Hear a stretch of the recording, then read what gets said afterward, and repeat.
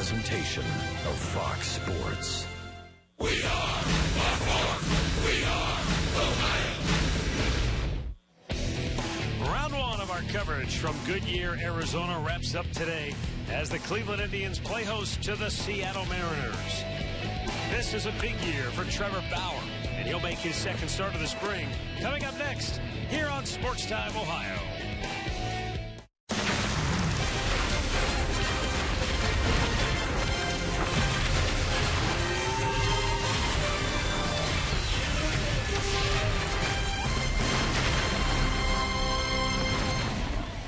It's like a scene out of the Old West here in Goodyear, Arizona, where the Cleveland Indians take on the Seattle Mariners in Cactus League action.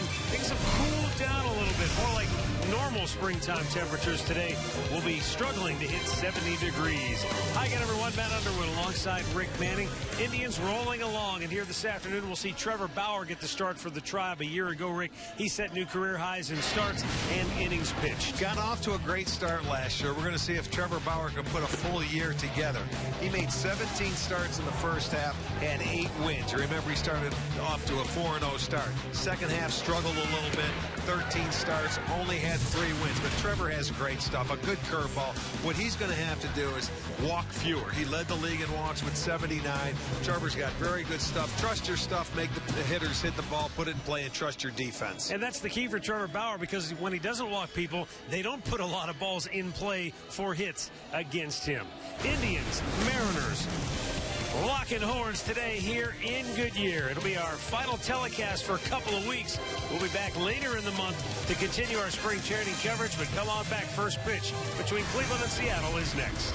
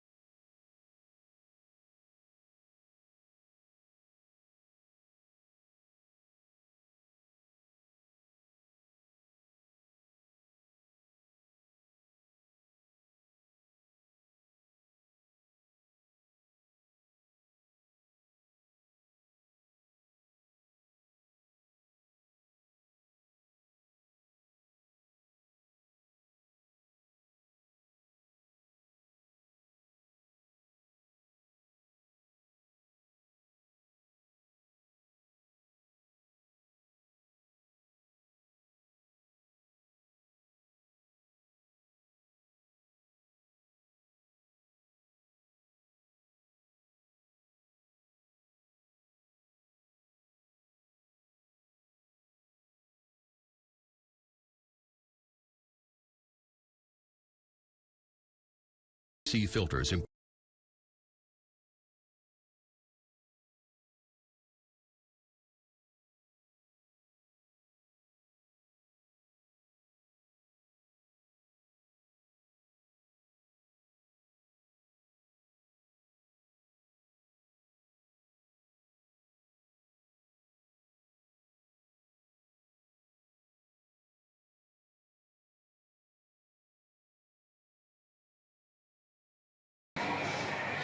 Once again, another sun-splashed afternoon in Goodyear, Arizona.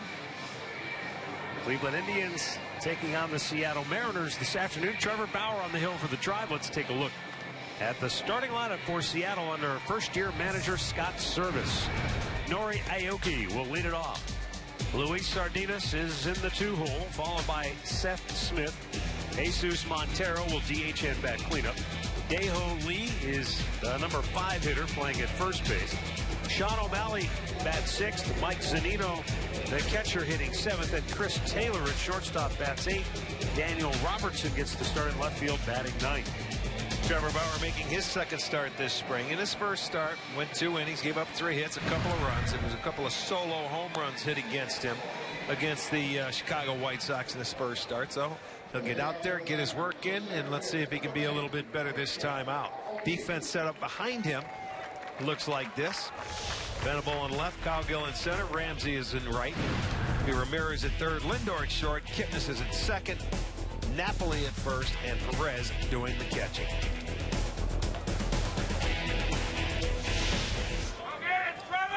Nori Aoki will lead it off. Aoki has played with Milwaukee, Kansas City, and San Francisco in the big leagues. Spent the first full 7 professional seasons of his career playing in Japan, his native homeland, for the Yakult Swallows. Bauer missing inside. It's 2-0.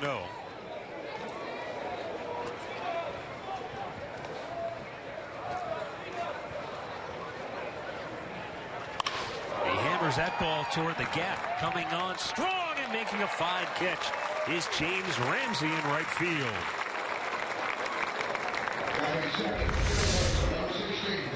Got a pretty good jump on it as he's going to come in and make a sliding catch down around his knees to retire Aoki. Out number 1. Good play. That's the one thing Bauer did in his last start. When you fall behind hitters, he's got to get that fastball down. You can throw that high fastball when you get to 2 strikes, but not in a 2-0 count.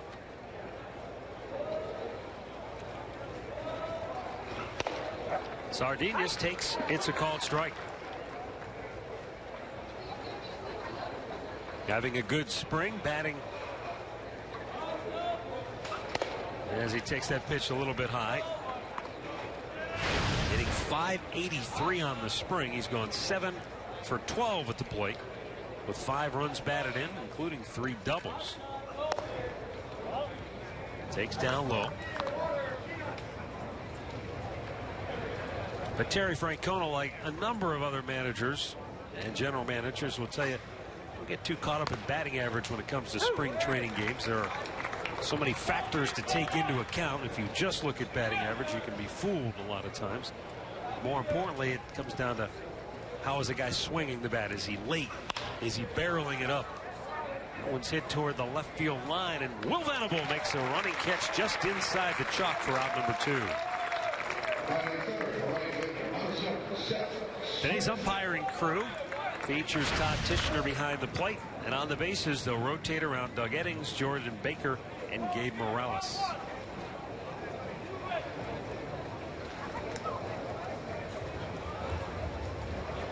Seth Smith, big left-handed hitter, will step in here for the Mariners.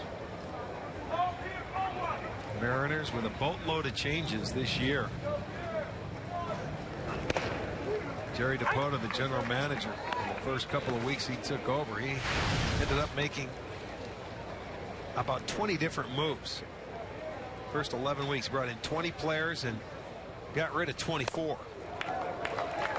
Well, they pretty much remade the bullpen entirely. The top 5 relievers that were on opening day roster for Seattle are all gone. Whole new staff, other than Edgar Martinez, who remains the main hitting coach there. Strike 3 called. Bauer, a perfect first inning, gets Smith looking to end it.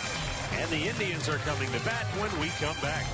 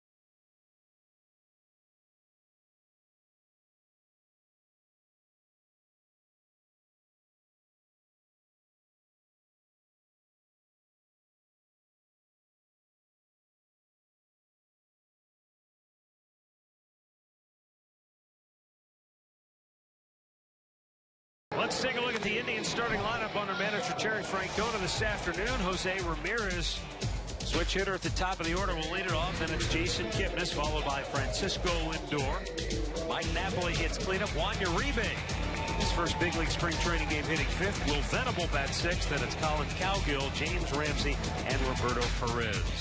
Nathan Carnes on the mound for Seattle.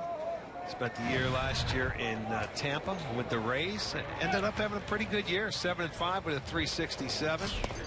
Not an overpowering guy, but he will throw the fastball up. He'll get a lot of fly balls, which should benefit him pitching out in Seattle this year.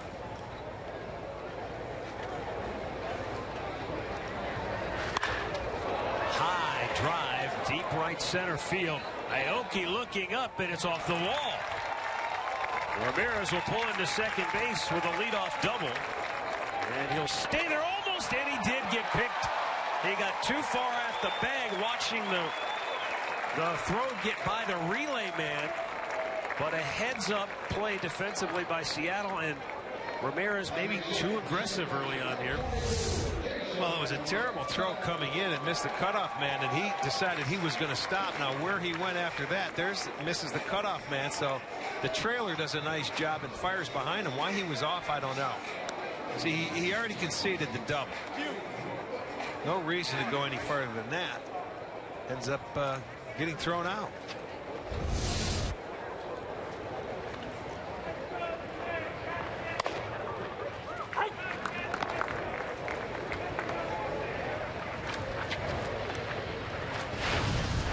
So with one out, Jason Kipnis the batter.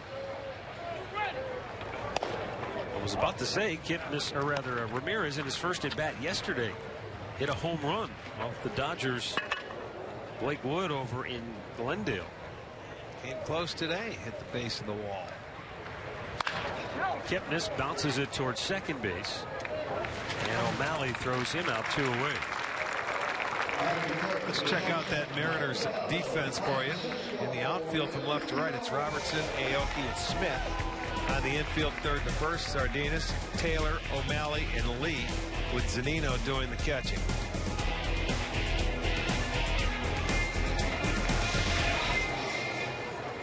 Francisco Lindor with 2 down will bat. 3 hits and 8 at bats on the spring with a run batted in. Takes low and away, ball 1.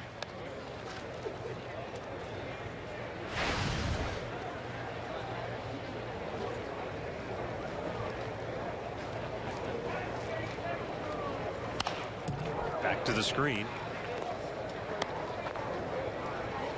A ball and a strike.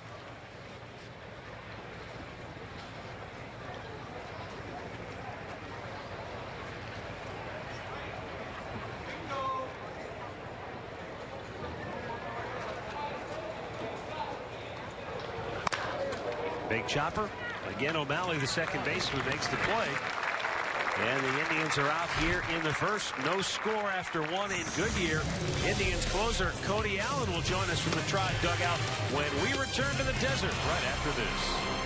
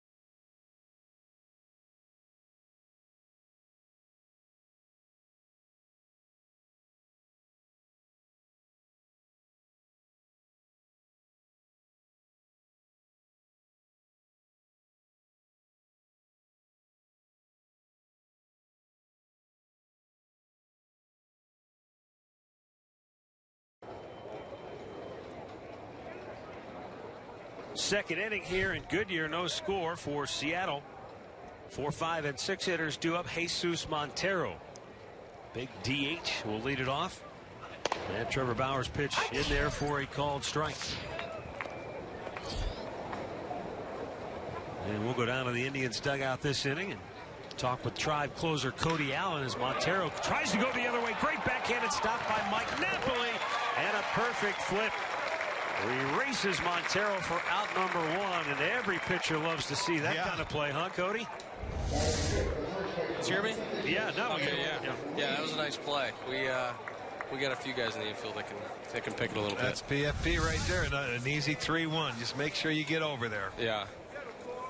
Good spring for you to this point? Yeah, to this point, it's been good. You know, just getting out there regularly, facing some hitters in some competitive spots, and just trying to roll along the spring. Well, you know what it takes to get you ready for the season to start. Is there anything you may implement differently this spring than you have in the past?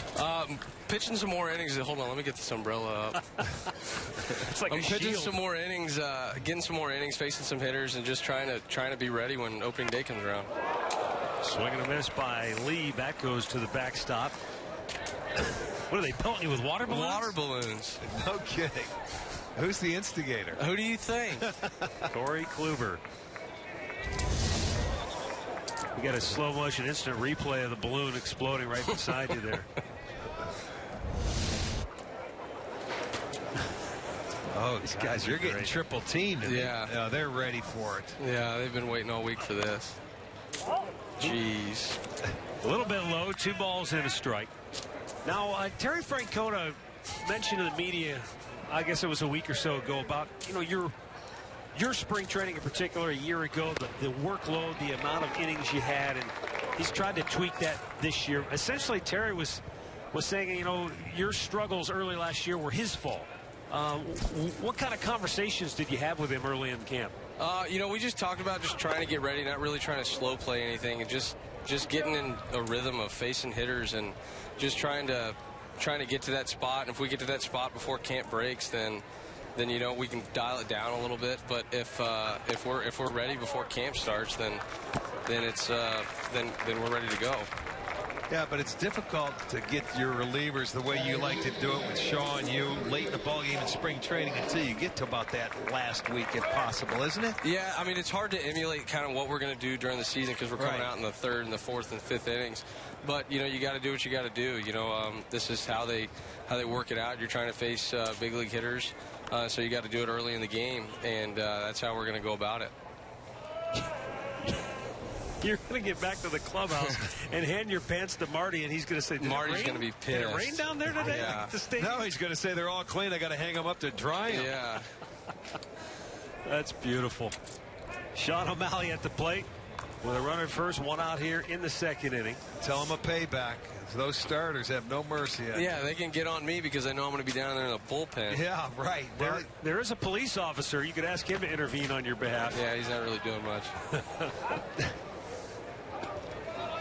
Give him about 100, and I bet he will. They got to run out of these things eventually, right? You would think so. Some new faces, at least in camp, as far as the bullpen. A lot of numbers as everybody tries to get some innings this spring. Yeah, we got some really good arms in camp, guys that we're really excited about. You know, we're taking a couple guys along slowly, and Craig Stammen and Tommy Hunter. But, you know, we got some guys that are definitely going to complement what we've already had down there for the last few years. He goes to 3rd. On the ball hit by O'Malley that just got by Napoli. Taking a look at some of your highlights from a year ago. We're showing you Pate that fastball in the inside corner. He had 99 strikeouts. A little upset you couldn't get to the 100 mark. Well, yeah, last guy of the season last year I faced, I had him 0-2, and I was trying to get to 100 and didn't work, but we'll take it. All in all, last year was a bit of a learning experience, and you know, just tried to take something away from every outing or every good one, every bad one, and just try and build on it. Well, between you and Brian Shaw, you know, you guys are always up there in the top 5 in appearances in the league. And, you know, we went for a while there with no offense, where you had a long stretch where you didn't have an opportunity to get saves. Yeah, but, I mean, that's not necessarily what we're trying to do. We're trying to just win ball games or I understand. Play close ball games. So that save, you know, stat, it's great.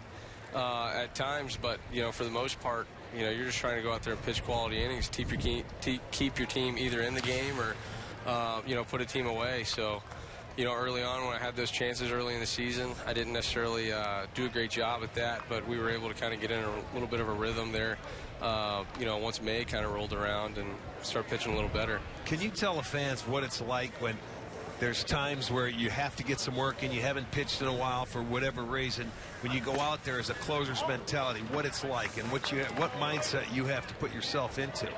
Well, the games where you're just out there getting work, say you're up big or down big, and it's normally not a situation where you'd be pitching, you still got to kind of approach it that way, because you're out there you're facing big league hitters, and you can't really have a lapse in your approach and just think about it as work, because those guys they'll make you pay for it. So you still go out there with a competitive edge, and you're trying to get 3 outs. You're trying to make good pitches, and hopefully get out of the inning before they get a run across. Yeah, sometimes we see closers, though, and a lot of them that just have tough times doing it at times when it's just a situation. Let me get you some work in.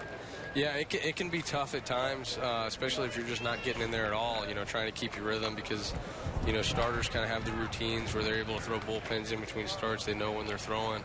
Us, it's great when you're getting in regularly, but sometimes you'll go, 4, 5, 6 days without getting in the game. Well, and the bullpen is such a close-knit unit that I know you guys, pull for each other. And I suppose not only are you pulling for each other, but you also critique each other. And as far as, hey, if something wasn't working, maybe you saw something that could help a guy.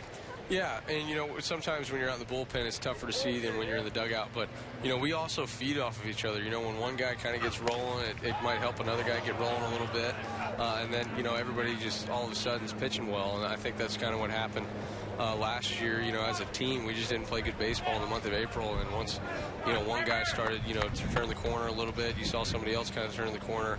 And just as a bullpen, we just kind of put it together a little bit. It truly is fun to watch when the starters are going their 6, 7 innings, and then you can turn it over to the bullpen. That's when you guys really shine, when the starters can take a little pressure off you, huh? Yeah, I mean, it's definitely nice coming in after the guys that we have. You're going to face some hitters where, Kluber or Carrasco or whoever's out there is throwing, 7 solid innings. Those hitters are pretty uncomfortable, so you're able to go out there. You don't necessarily have to try and set anything up. They're just not seeing the ball well at that time, and you can kind of take advantage of it.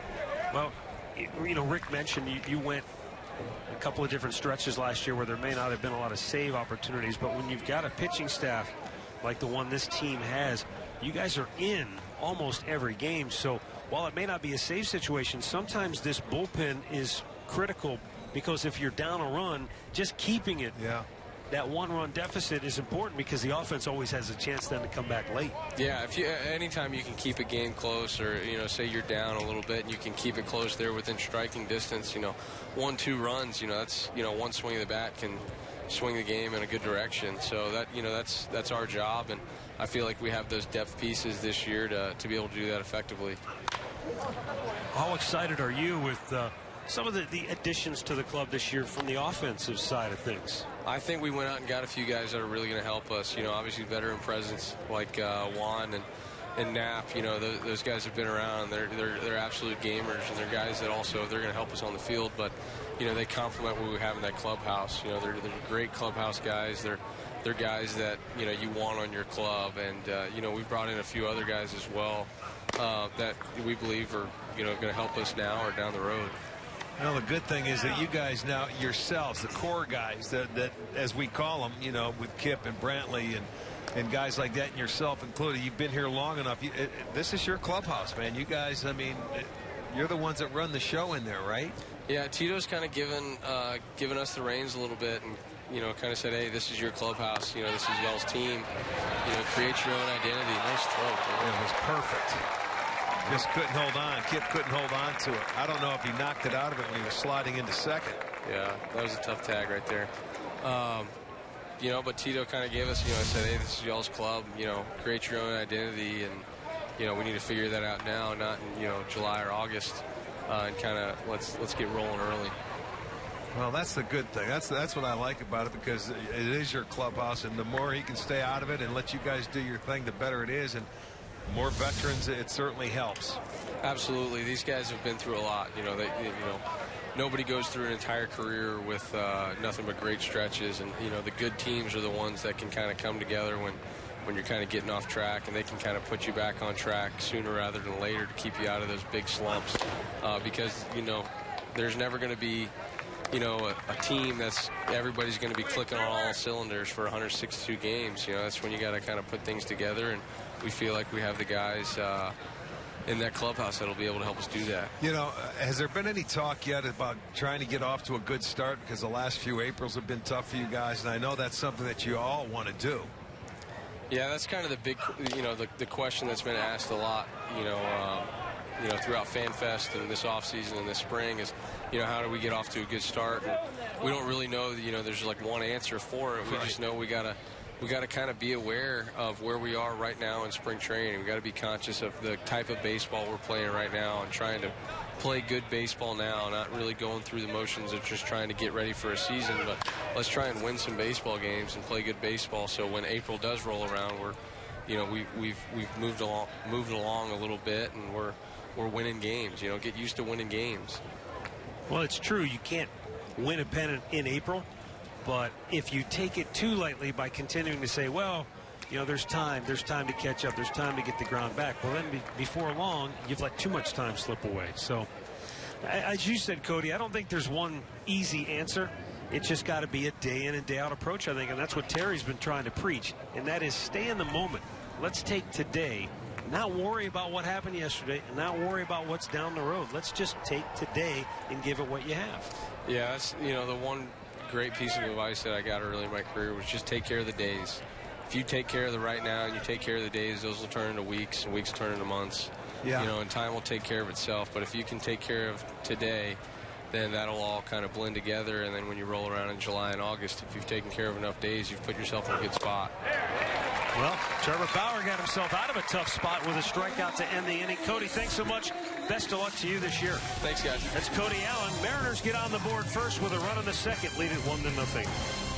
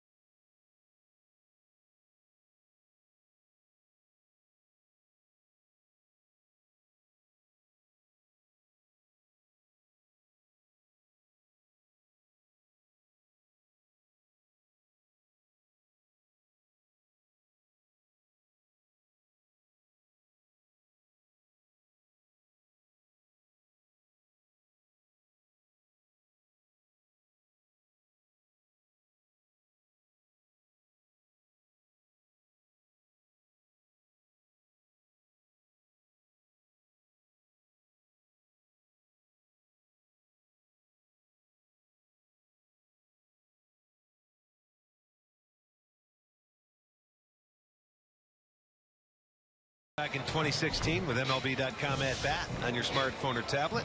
Stay connected with live radio broadcast, stats, breaking news, and more. Download the #1 app for live baseball at MLB.com at bat. Mike Napoli, the batter, to lead off the bottom of the second inning. Napoli, right-handed hitter. Mariners employ a three-man shift on the left side of the infield. Napoli is a guy who is known to use the entire field as a hitter. But when you look at his power, that's where he'll use the entire field.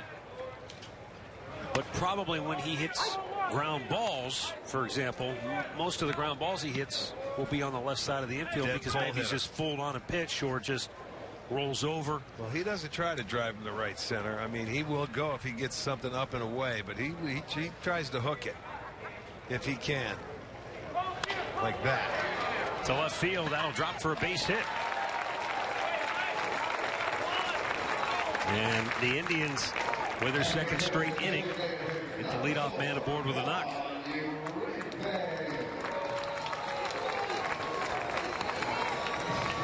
Today's storylines: Juan Uribe makes his big league camp debut with a start today at the designated hitter spot.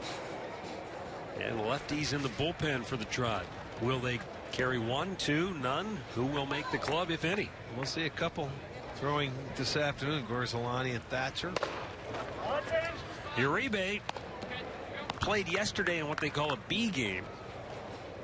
They went 1 for 4 with an RBI. Now getting a chance in his first big league game. Signed late.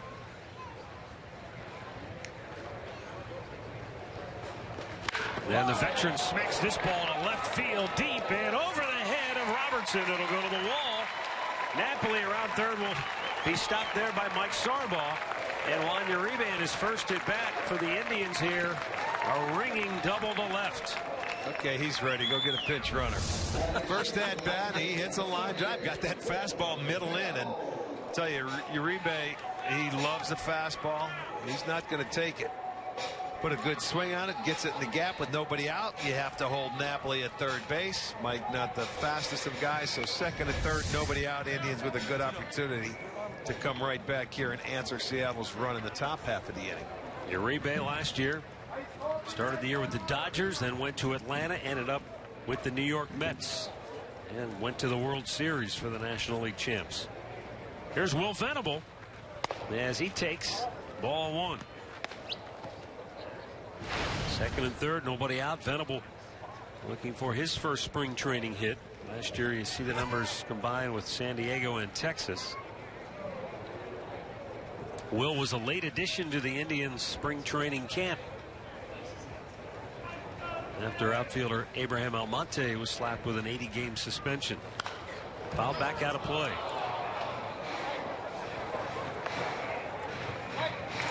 When you get something that is unforeseen like that as a front office, whether it's a suspension or an injury, when it happens in camp, once you've already put all that time and investment into getting your roster set, that's when you really have to scramble.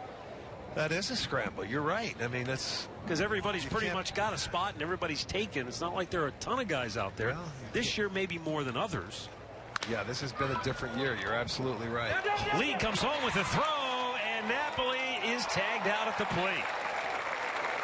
Mike went in with a head-first slide, trying to get that left hand in there before he was tagged out. Well, a little surprised he came home because he was backing up, but he did it quickly. Napoli was going on contact. They get him, and it was the right move. You got to go. He was behind the base. He makes a pretty decent throw. And he comes back, and Napoli's trying to dive to the outside part of the plate, and it looks like the catcher got him on the shoulder. That'd be fun, a fun one to maybe take a few more looks at if this was the regular season. It was hard to tell if he actually did get the tag. Yeah, from the angle we had there it was, but. So first and third with one out now. And Colin Cowgill, the batter.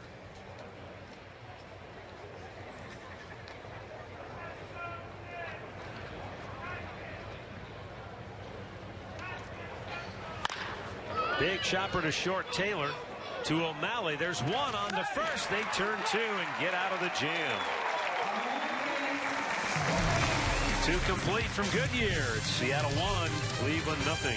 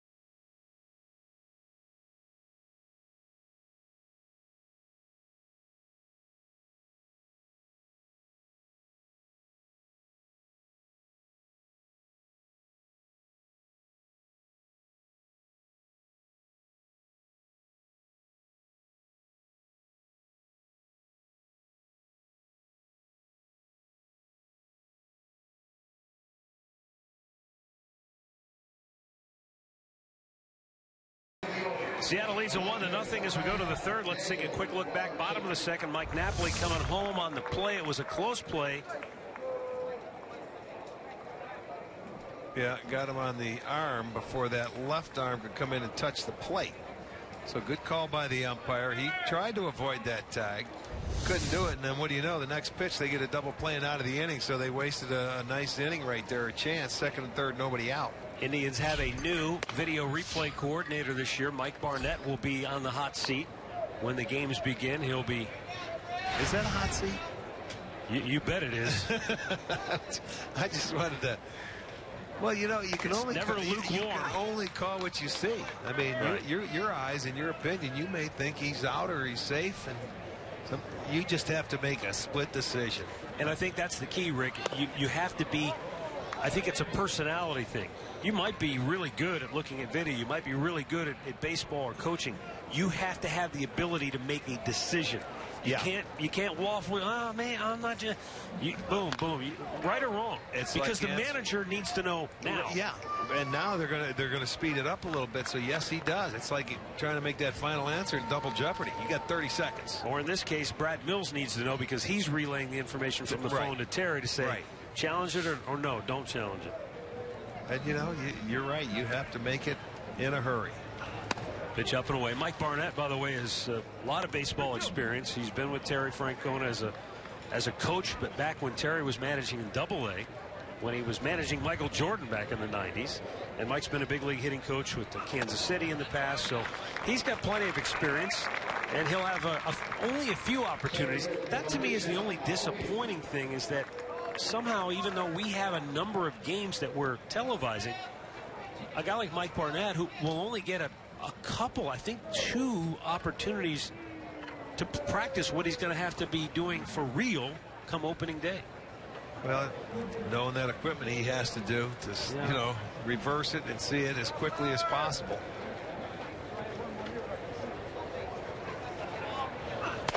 Upstairs, caught the top of the zone for a strike. So he's in the dugout now, suited up. Yeah, he's standing right next to. I was going to say, well, he could be back in the TV land in the minor league complex, couldn't he? He's kind of right behind Mickey Callaway. It's hard to see him in that angle. But yeah, that's the problem, though. And I don't know. Look, Rick, I don't know how all this works in this setup. But obviously, Major League Baseball doesn't have the wherewithal to have these video replay systems set up at every spring training. It's all cameras involved too. There's not that many here. But I'm just saying, if it's tough for a guy who's doing this for the first time, and you get 2 practice runs, and then it's game on. But as you said, I mean, he's watched enough baseball. He's got a feel. He'll know when, hey, I saw something. It looks like we can get this overturned. Let's challenge it, or don't bother. Well, don't think that they don't talk about that all the time, too. Nori Aoki flied to right his first time up. Slaps that breaking ball into the seats. Almost took out Dan Menlick. Well, Dancing Dan with some fancy footwork down there. Yeah, had the hat on and trying to ring his bell. The floppy hat with the long lens enabling him to get out of the way. That's Danny's glove right there. Except he doesn't want to catch one in that lens. He better not. It's an expensive glove. You don't want to break that one in.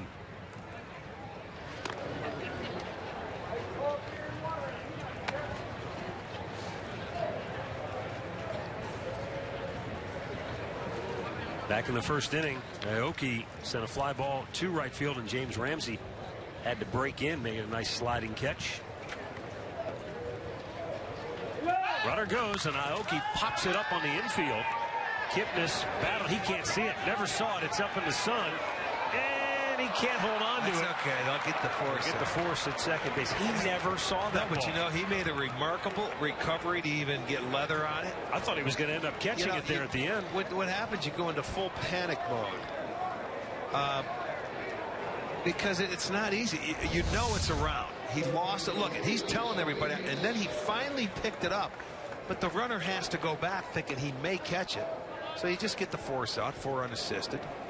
That's a scary feeling. When you start thinking about it, on a pop-up, one like that that's towering, you look up in the air long enough, at some point you start to sort of lose your bearings. Your balance gets thrown off.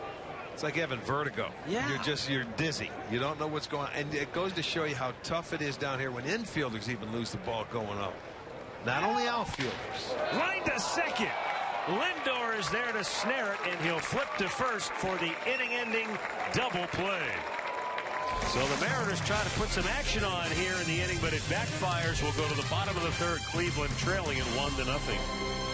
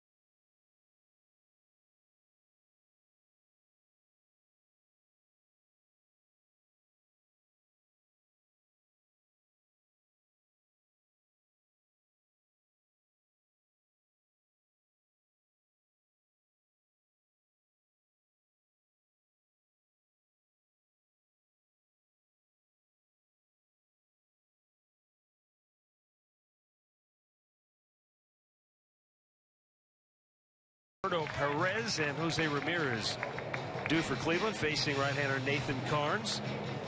And we're happy to be joined now by Michael Brantley, who's down in the Indians dugout. An odd and really different spring than you've been used to in your career. Has it been frustrating? Has it been annoying? Or has it been, well, hey, this is what I've been dealt with and I got to deal with it. Let's go. I think it's the last one. This is what I've been dealt. I've been dealt.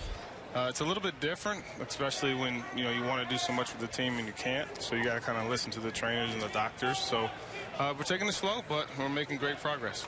Well, and same thing for your off season. Normally you like to go fishing and hit all winter long, and you haven't been able to do that, have you? Oh, baby, get to there.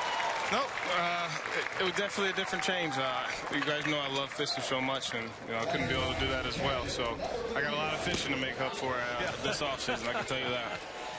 Michael, where are you at as far as the rehabilitation process is right now? I know when you came to camp, it was dry swings. You graduated to tee work, some front toss.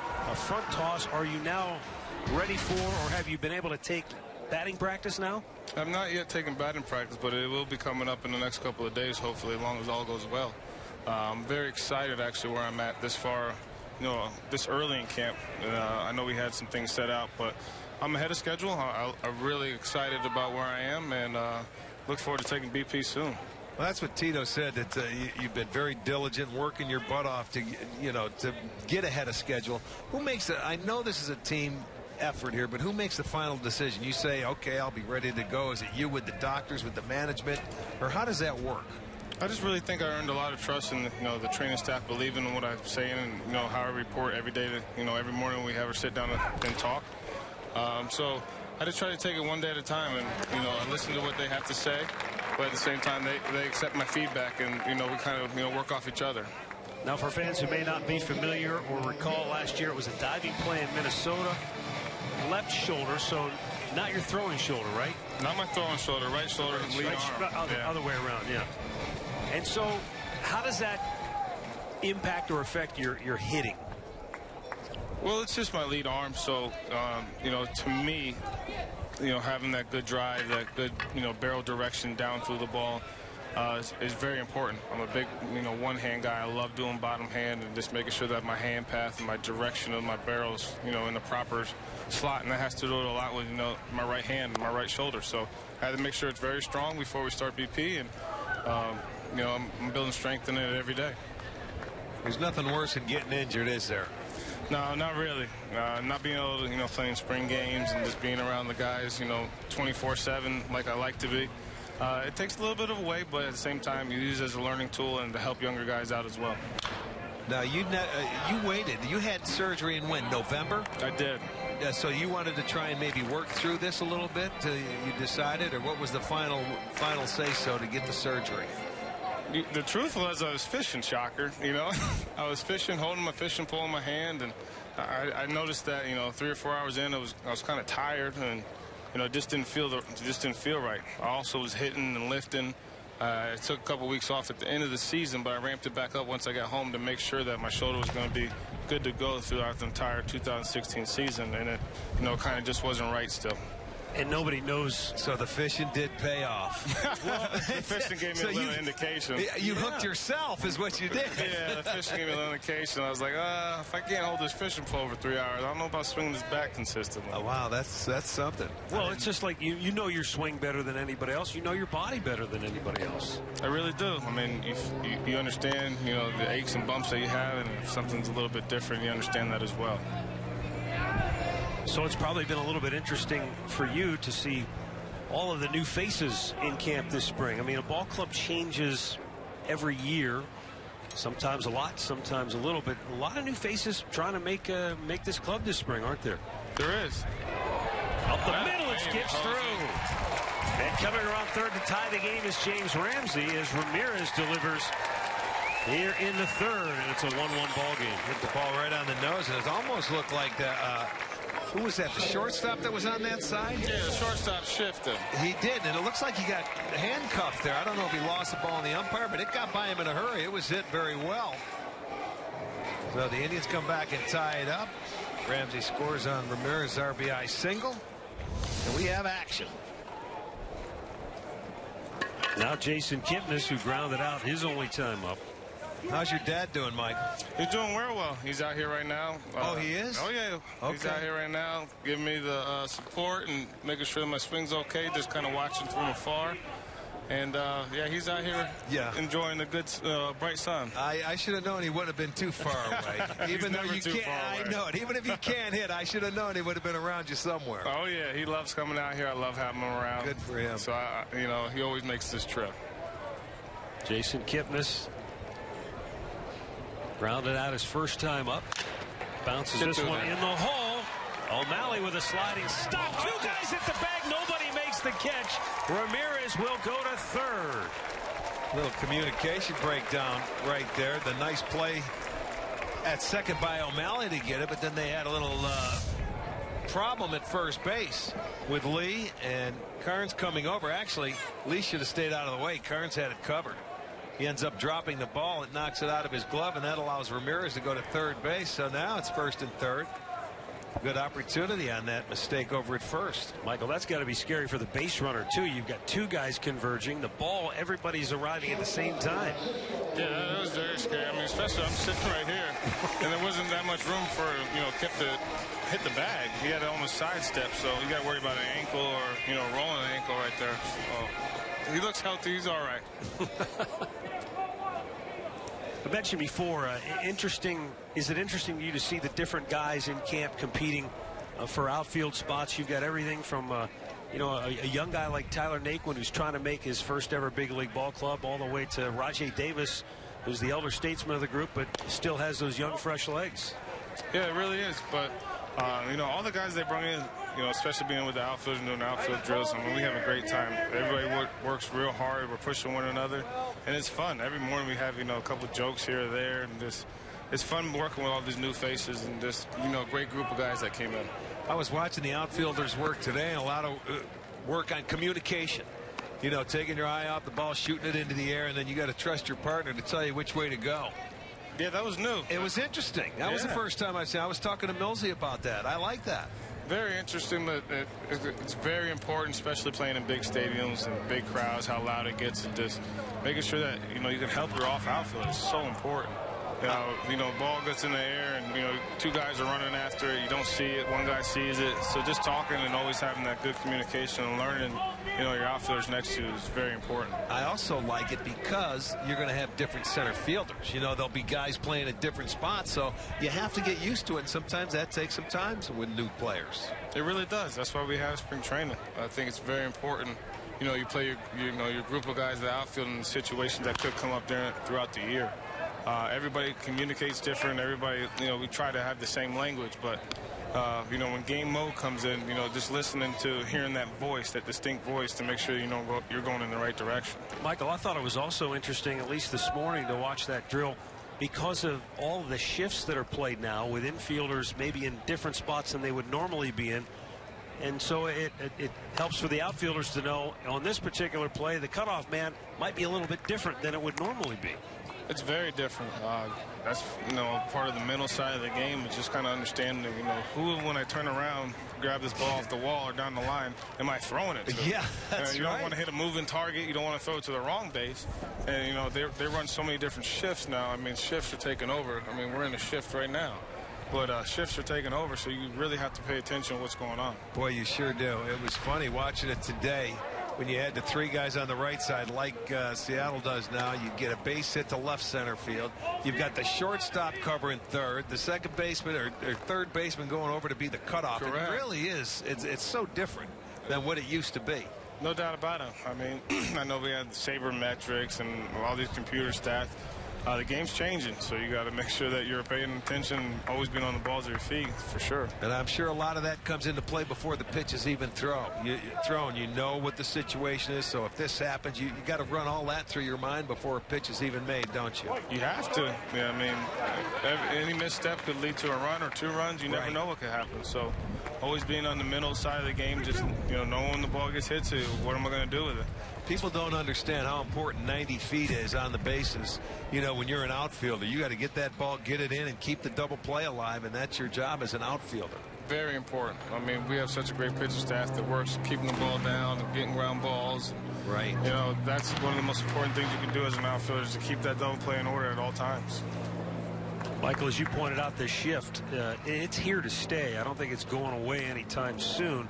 As hitters, collectively, do you guys talk about, are there things you can do differently in approach to attack the shift or to combat it in any way? See, for me personally, I only can kind of speak for myself and how I think. That'll boy Frankie. Lindor driving one to deep left. A nice catch by Robertson. Holds on the front edge of the track. Ramirez will tag and score, and the Indians take the lead 2-1. That's a heck of an at-bat right there. Battle fouled off a lot of pitches and hits one and drives it the other way to get the run home. Well done. Well done. The Indians take the lead 2-1. Kipnis at first with 2 down. But yeah, you never change, Michael. When you have hitters on base, it doesn't matter. You're patient. That's your belief. And I mean, I wish more hitters would switch to that too when you see a shift. Well, it's really hard to control exactly where you're going to hit the ball. I mean, if it was that easy, we would hit a lot better. I mean, it's hard. Right. Exactly. So, you know, where they pitch, you just, you know, put a good swing on it. Hit it hard enough, hit it on the line, or hit it barrel enough. You know, they're going to fall in. I just kind of take what the pitcher gives me at that time and, you know, let it fly. Tipped us back to first with a dive. Well, that's why they have those defensive formations, because they know better, you know. Well, and a pitcher, you know, if pitchers were that good, they'd never give up a hit. Eventually, they might miss their location and give you a ball where you can hammer to either A, beat the shift, or B, hit it hard enough that it doesn't matter where they're shifted. Exactly. And then you don't want to be, you know, timid or trying to guide the ball the other way or inside out a ball. When somebody makes a mistake middle in, and then you're going to jam yourself and get out anyway. Yeah. So why am I going to change my approach of just, you know, whatever my approach is at that at-bat at that time, to just because of the shift? Yeah, it's not that easy to hit the ball where you want. Isn't that the truth? It's very hard to hit an inside fastball, you know, to shortstop. So I might as well just pull it and see where it goes after that if I get the barrel there. Please, that's what you want to see, is an inside fastball. Please. It's just that Guys like you, we've seen Miguel Cabrera for years, going back to Rick's era, guys like Rod Carew. There are some guys who are able to slow it down, and they make it look like they can hit it wherever they want to, and I think you're one of those guys. Well, I appreciate that. I mean, it's nice to make it look easy. Of course, it's not that easy. But, yeah, just try. I mean, the main focus is getting that barrel to the ball consistently. I mean, after that, it's out of your control. Just try to hit it hard and see where it goes after that. Well, the difference, in my opinion, between the good hitters and your average hitters is when they get a pitch, they don't miss it. They hit it, or at least they hit it hard somewhere. And more times than not, it's gonna find a place to fall in. You have to. I mean, pitchers are getting way too good to keep missing pitches. I mean, everybody has 2 or 3 strikeout pitches. Everybody's throwing hard. Good swing, man. Right at the center fielder, Aoki, who makes the catch. Michael, best of luck to you as you continue to rehab. We look forward to seeing you on the field real soon. Thank you, guys. I appreciate it. It's Michael Brantley. Indians score a pair, take the lead 2-1.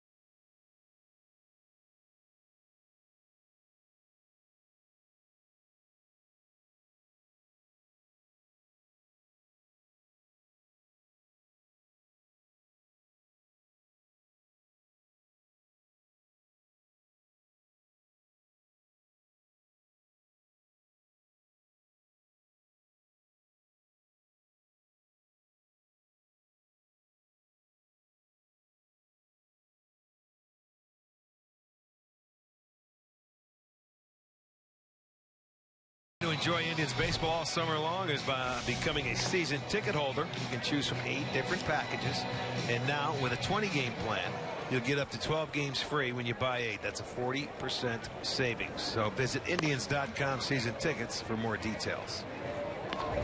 Trevor Bauer started today for Cleveland. He went 3 innings, allowing 1 run on 1 hit.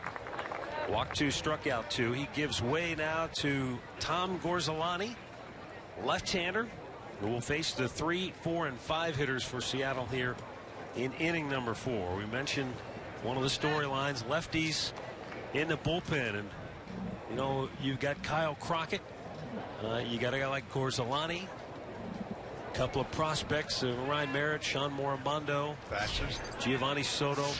You've got Joe Thatcher, who I believe is scheduled to pitch today. Yeah, he is. So we'll see, you know, how it all breaks down, shakes out. You know, will it be 1? Will it be 2? Will it be none? It'll be a long. That's true. A long way to go. They'll make their own decisions. And you know, and we had Terry on, and Terry said he would preferably, if it happens, he'd like 2. And I don't blame him, because sometimes you match up in the 6th, sometimes you match up in the 8th with a lefty. But you know what? The bottom line, he's going to take pitchers that he feels can get the best outs for him throughout the course of the ball game, and that's, I think any manager would do the same thing.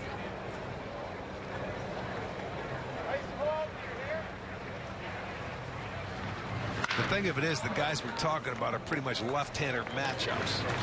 You know, so they're going to have to get their left-handers out. Well, Rick, it seems anymore it's rare to find a Matt Thornton that can get both lefties and righties out. Or he just signed a minor league deal with San Diego. It's about 3 or 4 days ago. He was out there.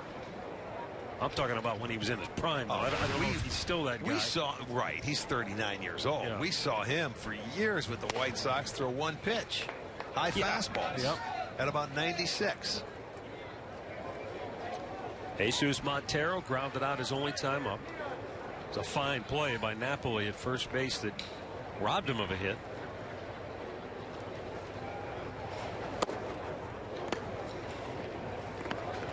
One ball, one strike.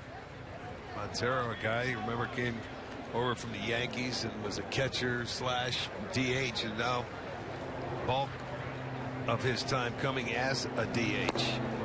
Big swing comes up empty.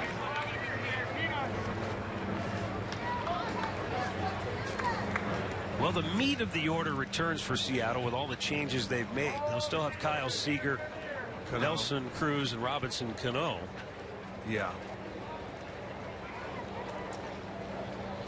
And they still have Felix Hernandez headlining the rotation.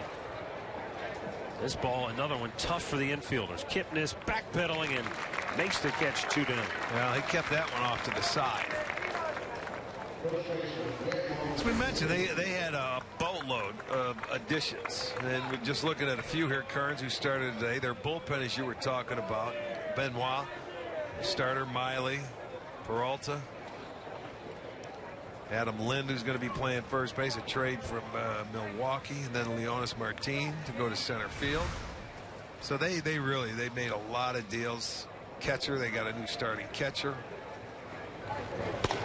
Well, you mentioned earlier, Rick, the changes that Seattle has made, not only on their roster but in the dugout. Whole new staff other than Edgar Martinez.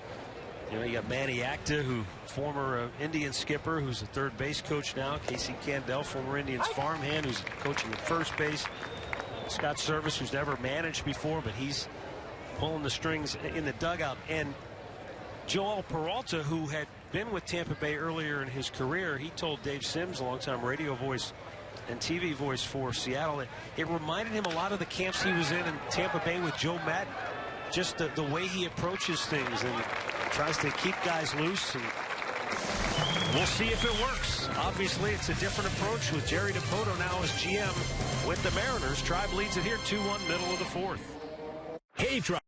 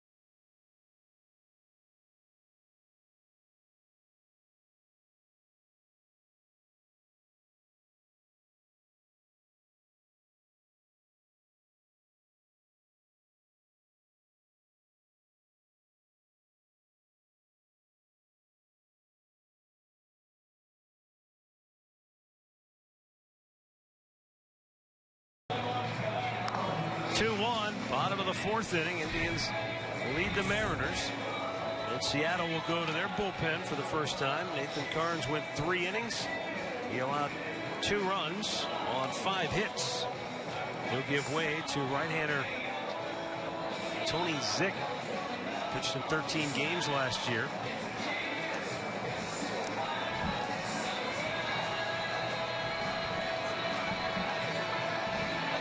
Juan Uribe going to lead it off for Cleveland. First time up. He got a fastball. He didn't miss it. No, got one inner part of the plate and drilled it. Got it out past Robertson in left field. It set up the inning very well. Second and third, nobody out. They couldn't score, but his first at bat in an A game this spring goes as a double. And I'll tell you, when you watch this guy take batting practice, and we've seen him for years with the White Sox, he likes the fastball, and the ball can jump off his bat. He's got a lot of pop.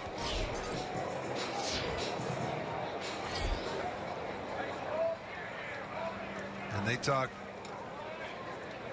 very well about his hands over there at third base, too, as he came up as a shortstop.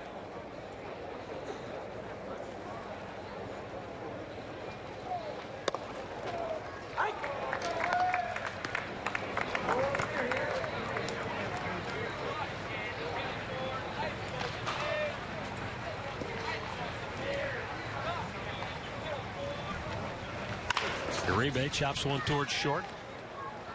And Taylor unloads one away. Well, kids tickets start at just $10 for kids 12 and under with the purchase of an adult ticket. And the tickets are located in the family deck out of Progressive Field next to the expanded kids clubhouse. And you can get the kids tickets at Indians.com.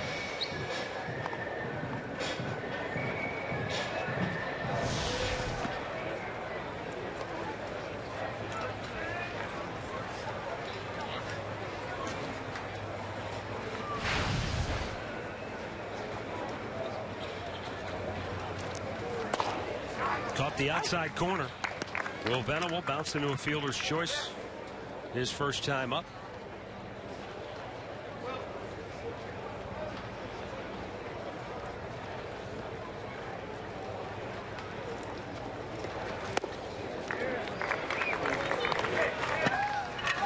It would be hard to be any further back in line if you're Tony Zick.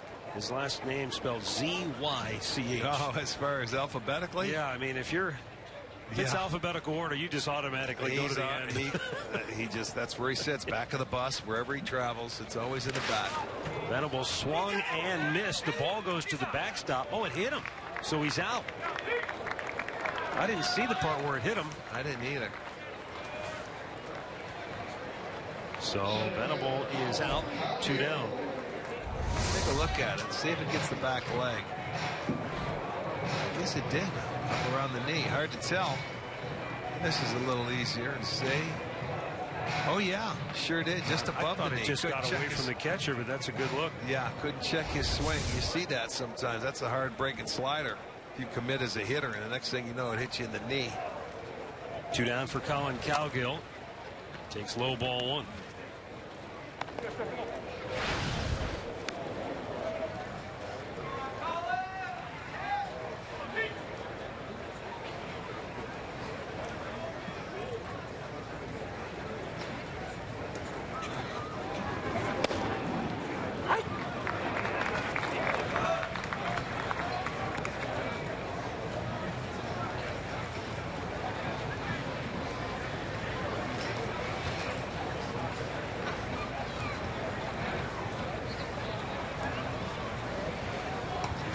A little bit low.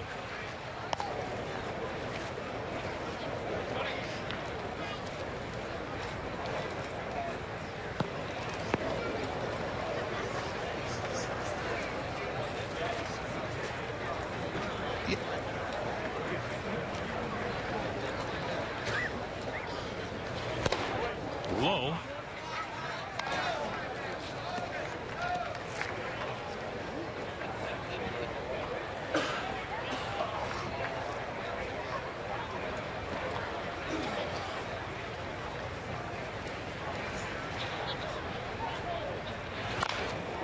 And Cowgill stays alive.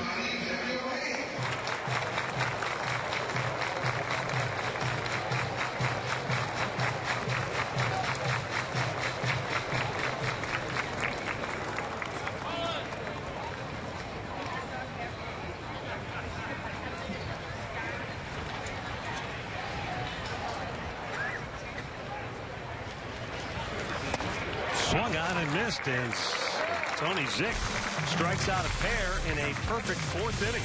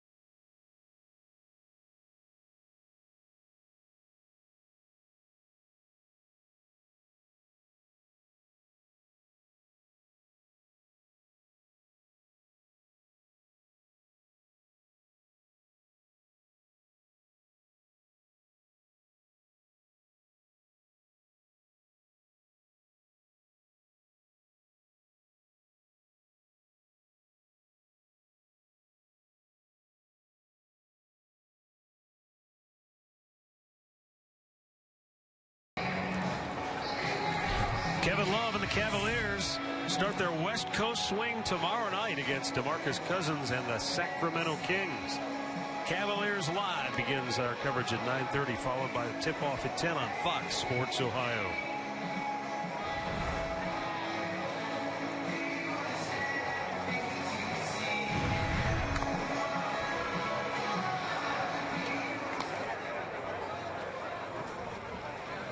Second baseman Sean O'Malley.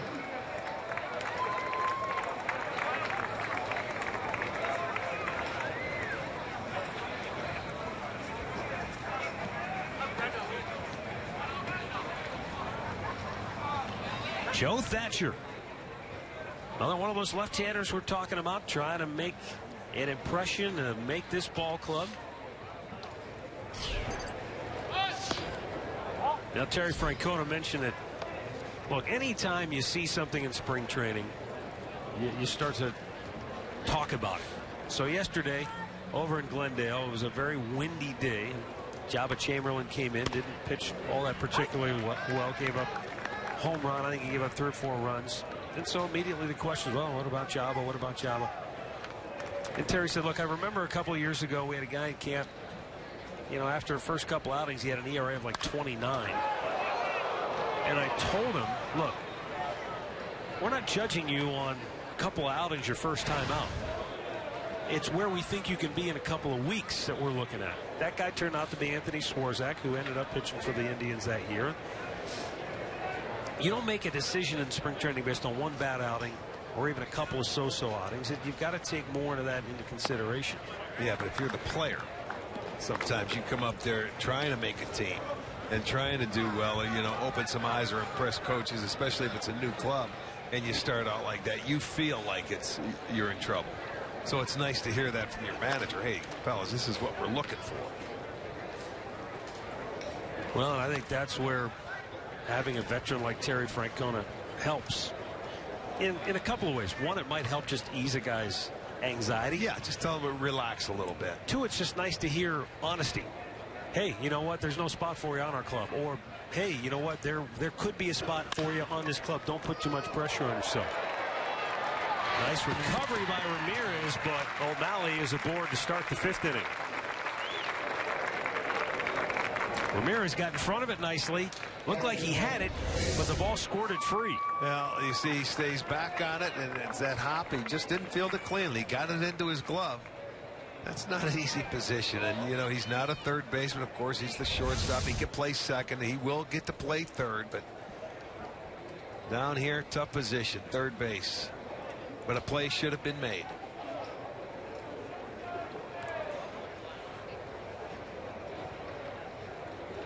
It's all right. You get rid of all your errors down here. Well, and infielders usually tell us that while the groundskeepers do their best, these can be tricky infields to deal with because they dry out so quickly. They are, and it's been so hot, and there hasn't been a lot of moisture out here, and they have to water them a little more than normal.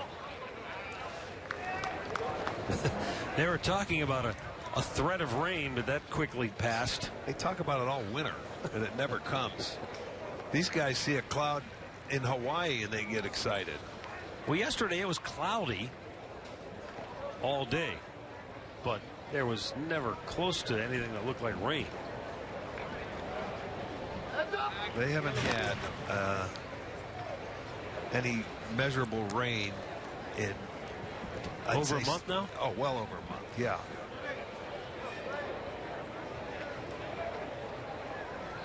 Through the whole month of February, and I think it was before that. Zunino swing and a... it sounded like he fouled it off, but I don't think he did. It might have caught the glove of Perez and just ricocheted off. So O'Malley in the scoring position. This one's going to keep running in, and you see that's a case of maybe not knowing that pitcher and what his ball does, and that thing just took off. So it gets by him. They'll rule it a pass ball.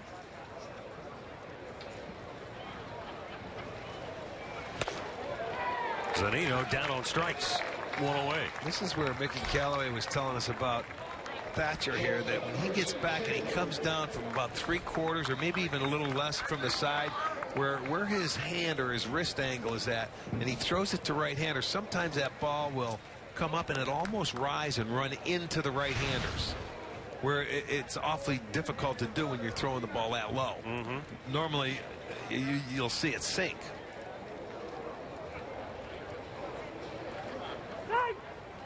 So it's not so much the arm angle. We've seen plenty of submarine style pitchers before, but they usually end up with sink to their ball. But because Thatcher, the way he has his hand placement on it, I don't know how his wrist can stay behind it, but anyway, it seems like it has an upward movement. Now, you'd be able to tell up in that batter's box, or when you're down on the field, a little easier than what we can see here. Well, I remember hearing when I was a kid about so-and-so. I think Jim Palmer, they talk about rising fastball. Yeah, well, right. And then I remember reading a baseball physics book. It's impossible. So exactly, it's not possible. It can't happen physically. You know, the law of physics say it doesn't happen. It can appear to. And that's the whole key. If you're a hitter and it looks like it's rising, it doesn't matter if it is or not. It's irrelevant as to whether or not it actually is or not. If you think it is, you're actually Houdini out there, making it do strange things. Well, a lot of pitching, Rick, especially from finesse guys, is all about angles, creating the right angle. Angles, deception, you know, everything. Look at arms, legs, body, and that arm is the last thing to come out. And when you finally pick it up, it's sometimes difficult to pick up the speed, the movement. And how many times have we said, you know, the guys that with their fastballs with not as much spin. I'm trying to think of the guy that used to pitch in Miami, was in the Yankees rotation last year, Eovaldi. Eovaldi that throws about 98, 99, and he gives up hits galore. And you're going, how can this guy give up hits throwing that hard? Well, the hitters, it just doesn't, you know, do anything. It doesn't do anything to their mind. Where you got a guy that can throw 90 and be more deceptive, or they'll take late swings, or he can get inside on bats. It's hard to believe, but that can happen. Well, it's the old analogy that I remember a hitting coach once talked about. You know, 98, 99 mile hour. That's a lot of velocity, but it's like riding in a car at a high rate of speed. You do it long enough, it starts to just slow down. You see a hard fastball a few times in an at bat, you know from experience, all of a sudden doesn't look so fast anymore, does it? Well, and is there movement on that fastball, or does it stay on one plane? Well, there's the key. You know, no movement, it's going to get hit. Yeah, it's good. They'll catch up, and they don't care how hard you throw. Runner goes. Looked like a pretty good pitch. Just low. Looked like a pretty good pitch, but he had a good jump, and nothing Perez could do to throw there. I'll tell you what. You see, it's easy to steal third off a left-hander. That was low. That was low. The pitch was low, and he had a great jump, so not much you could do. The Mariners so far in this game have been very aggressive on the bases. Bring the infield in, and it's fouled away. That one inning they had back in the third, they had a walk. They sent the runner. They ended up getting a double play ball.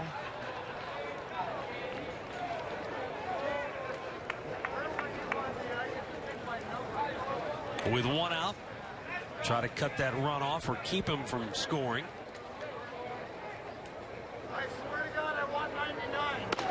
Just missed inside. You know, the funny thing is, we were talking about the left-handers today. Gorzelani comes in. He has an opportunity to face a couple left-handers, and by the luck, you come out here in the fifth inning, Thatcher gets all right-handers. You know, and I'm sure they want him to see some left-handers as well, but that's the luck of the draw. Boy, did a nice job of staying with it, though. A great pitch right there after the guy's on third base, and he should be out of the inning because there was an error that started this inning and gets back-to-back strikeouts. Now a chance to get out of the inning. Great example of a pitcher not giving in to a hitter. Right. Didn't give in and wasn't going to give in. Down at the bottom part of the lineup, so did a nice job. Now, can he get out of it? Daniel Robertson, the batter. Pick up his defense. Walked his only time up.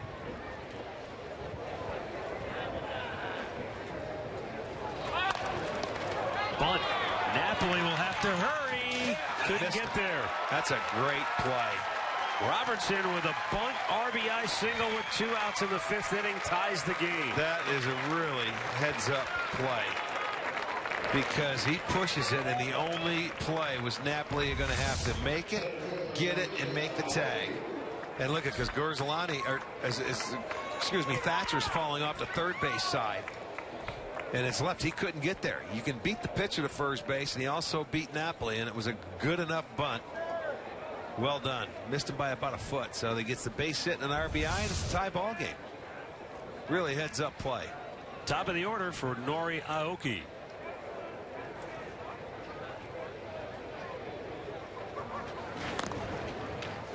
Yeah, they've been running, so with 2 outs, I would expect him here to continue running.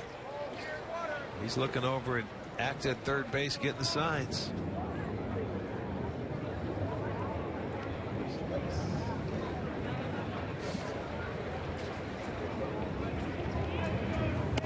Outside.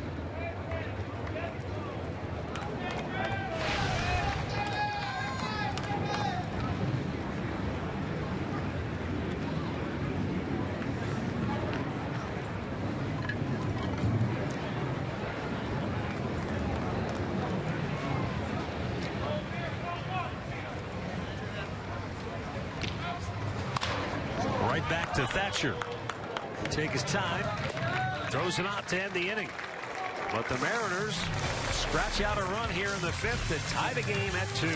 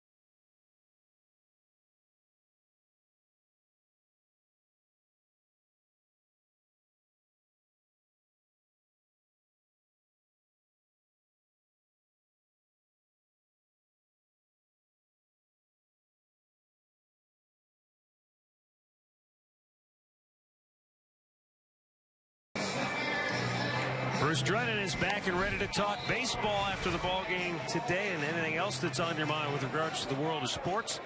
Plus, you can tune in to watch my interview with Indians outfielder Tyler Naquin as he makes a strong bid so far in camp to win a job on this big league club. Tyler yet to play in the major leagues, but he continues the way he's going. He could be the club's opening day center fielder. But a long way to go before the month of March is over and the big league roster is set. Joe Whelan comes on to pitch for Seattle now, right-hander, facing James Ramsey, Roberto Perez, and Jose Ramirez. I think that was something Terry Francona talked about earlier today, which is he doesn't want to downplay anything that Tyler has done so far in camp because he's swung the bat very well. He's hitting 467. Well, he's got 7 hits. That's as many as anybody. 7 out of 15 in all the spring training. So he said, I don't want to downplay that because, you know, that's a great credit to how hard he's worked and the job he's done. But at the same time, he said, you don't win a job on the club first week in spring training either. Spring training, right. He's got to prove he can stay healthy, and long way to go. He's going to get every opportunity, though, to make this club. And there's a lot of competition, and that's the reason they brought in a lot of people to compete for spots. There's a long way to go. Spring training, you know, it's fun. It just starts, but, you know, you have track records. There's certain things. It's a long year. You got a really good opportunity to possibly see him this year. Now, whether it starts in April or not, we'll see. They will make that decision. He will help him make that decision, and he's off to a good start. Ramsey pulls it foul. He's been able to talk to a number of different veteran players who have been, in his words, they've gone out of their way to be helpful, to make him feel good and included. And Terry said a lot of that has to do with the way Tyler handles himself. He said, you know, he knows when to listen. He knows when it's time to add something.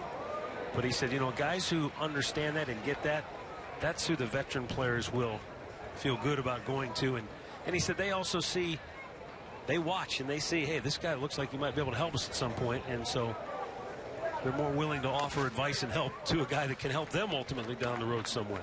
No question.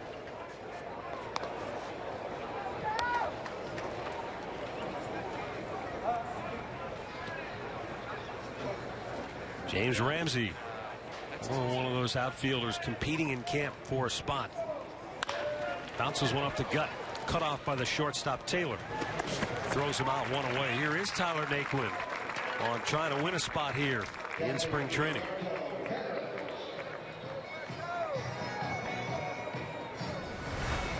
I'm here to play hard every day, whether I'm in high A or I'm in the big leagues or triple A or whatever. And, you know, I trust the process. I trust these guys in the front office. I trust Tito. And, you know, this organization's always been great to me. Nothing terrible to say. And I've been blessed with this opportunity just to, you know, even be in the big league clubhouse. So just, you know, the energy level is always going to be the same. You know, I'm going to go make the play, you know, like I said, in high A or in the big leagues, and just going to, you know, play hard every single day. The question that I had asked him was, does it give you a little more energy knowing that there's an opportunity, there's a spot? You're not just in camp to kind of show who you are, what you could potentially be, but hey, there's an opening now. Well, he trusts the process. That's what I take from that. He trusts the front office, his manager, his teammates. It's up to him to stay healthy. His problem has been health, you know, over the last couple of years. So they believe in him too. It's just a matter. You can't lose at bats at the minor league level in the process of getting to the big leagues and just come up here and then start doing it. He's getting to that point where now he's at that age where it's time. Time is now. So stay healthy. The 1-2 pitch. But that's also one of those weird, how do you predict type things with an athlete. I mean, it's easy to say, boy, he's just got to stay healthy, but how do you do that? Keep playing every day. You don't get a concussion, run into a wall. You don't, I don't know. You stay healthy and you play. That's how you do it. You stay in the lineup. Roberto Perez down on strikes, 2 away. I don't know. You can't explain it. You just do it. And sometimes you play when you're hurt. Jose Ramirez, with 2 down on the bases empty, has 2 hits, a single, a double, an RBI, and a run scored.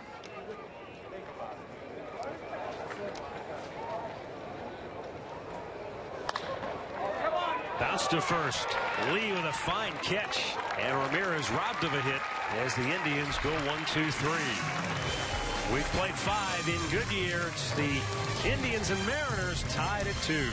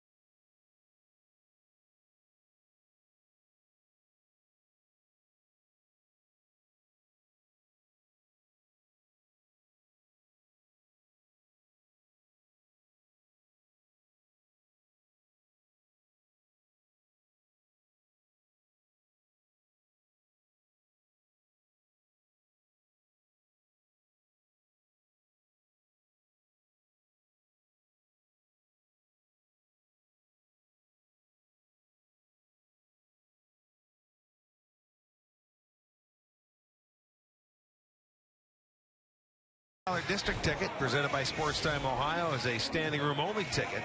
It includes your first drink. You can grab some friends and catch the game from the corner or the new drink rails in left field. District tickets at Indians.com.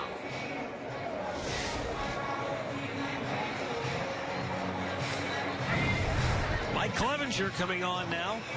Last year at AA Akron, 9-8, but a 2.73 ERA, 158 innings, 145 strikeouts. Came over from the Angels in the Vinny Pastano trade and has quickly ascended through the organization. Gonzalez goes in at third base. Place of Ramirez. He got his at bat, and I'm sure it'll start changing the next inning as well.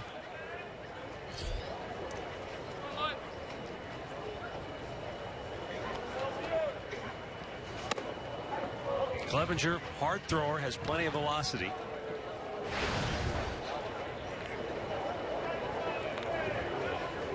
In fact, pitching coach Mickey Callaway told me it's almost a little scary to him with how hard some of these guys are throwing this early in camp. I mean, that ball right there was just exploded.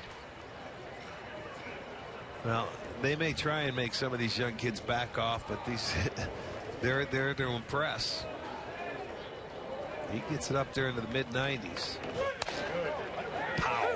And that's what Terry said. You know, it's hard for young players to dial it back. So he said what we end up doing is we try to maybe give them a little extra work here and there on the side to just pump the brakes on them. But at the end of the day, these guys, as you said, Rick, they want to come in here and open eyes and impress. Yes, they do. And it's only right.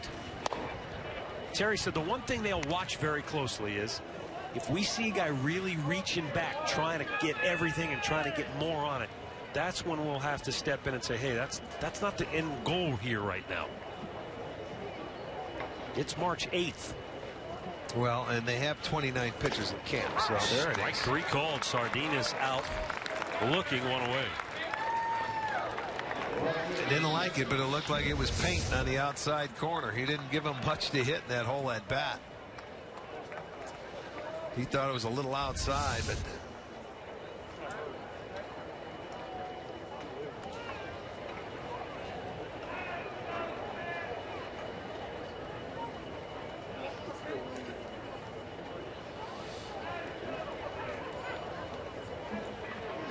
swung on and missed. It's interesting too when you watch Clevenger. It's an interesting. It almost looks like he's pitching out of the stretch. It is a windup, but it's got some small hitches to it. I don't know if that maybe is a little disconcerting for a hitter, but you watch him, he's rocking a little bit, and then it's just a quick turn and then big leg kick.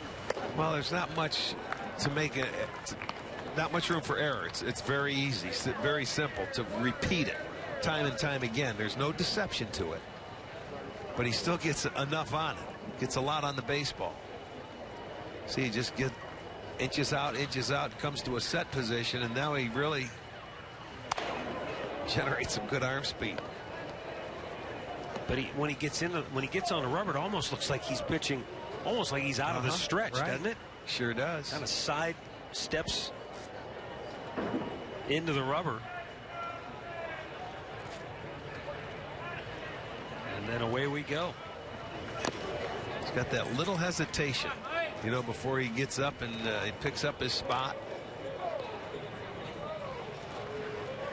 He's got some moss too. Yes, he does. He goes 6'4", 220. The Angels originally made him a 4th-round pick back in 2011.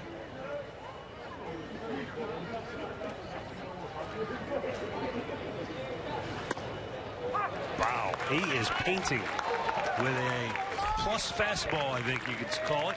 Back-to-back strikeouts. That was a changeup. Yeah. See the movement going away, and he hits the same spot as he did on his last strikeout to Sardinus. Well, I think that's why that pitch is so effective right there, because you get used to seeing, we're guessing mid to upper 90s fastball, and all of a sudden that comes in. You're just deceiving. Jesus Montero 0 for 2.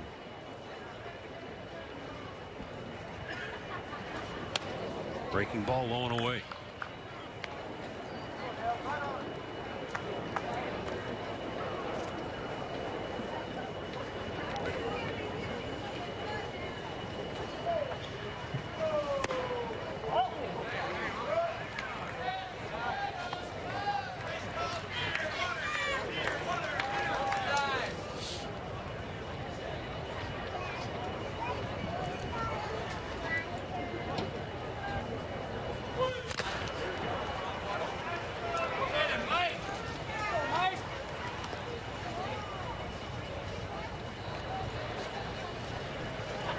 Last year, Mike's first full season in the Indians organization. He was named the Bob Feller Award winner, top minor league pitcher of the organization. Boy, that was pretty. Off-speed pitch again. Well, we saw the fastball changeups to the left-handers, and it looks like a fastball slider to the right-handers.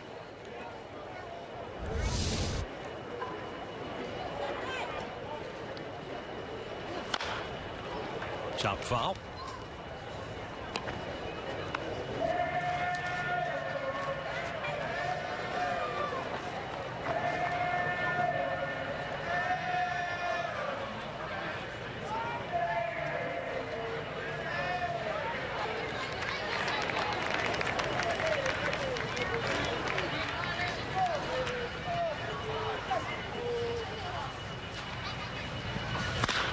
Chopped up the middle. The second baseman Kipnis stays with a big hop and makes a perfect throw to retire Jesus Montero. Mike Clevenger, a perfect sixth inning with a couple of punch outs, and we've got a tie game middle of the sixth.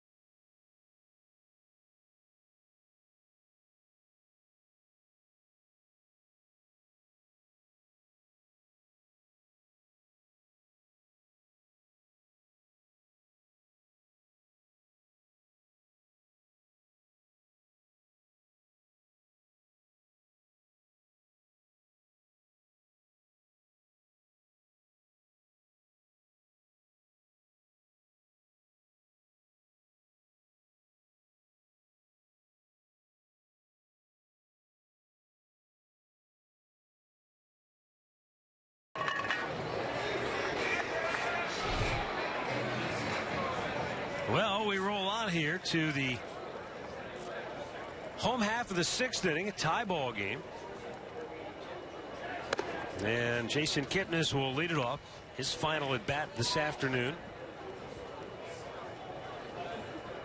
Lots of changes for Seattle. Joe Whelan worked a scoreless fifth inning. Stays on to pitch here in the sixth.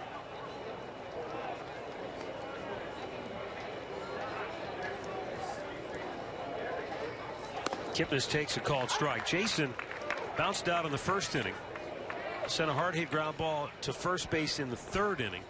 And then reached on an error because you had two guys at the bag trying to field the throw.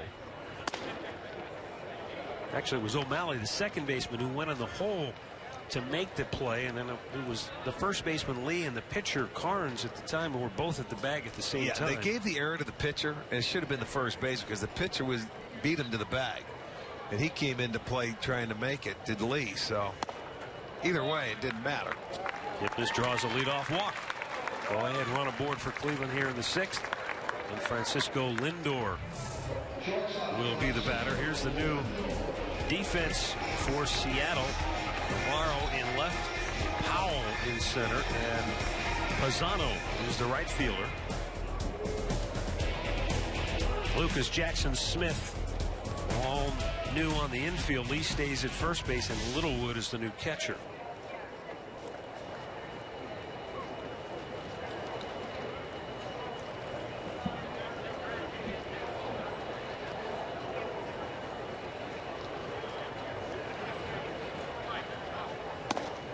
Lindor takes a strike. He grounded out in the first.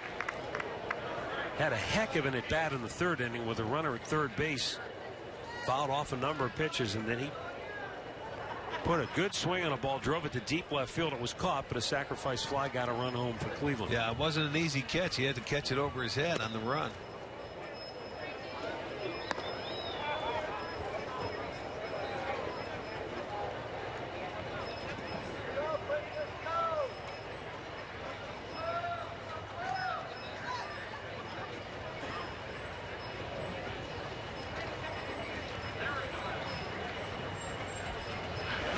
Lindor with a bouncer to first. It's a fair ball.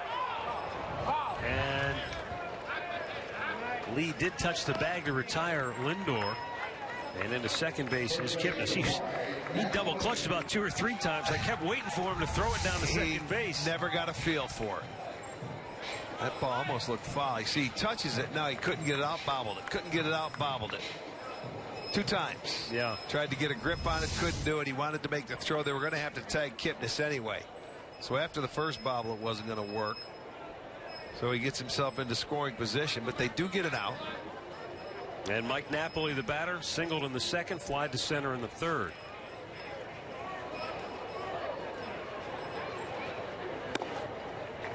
Takes a strike.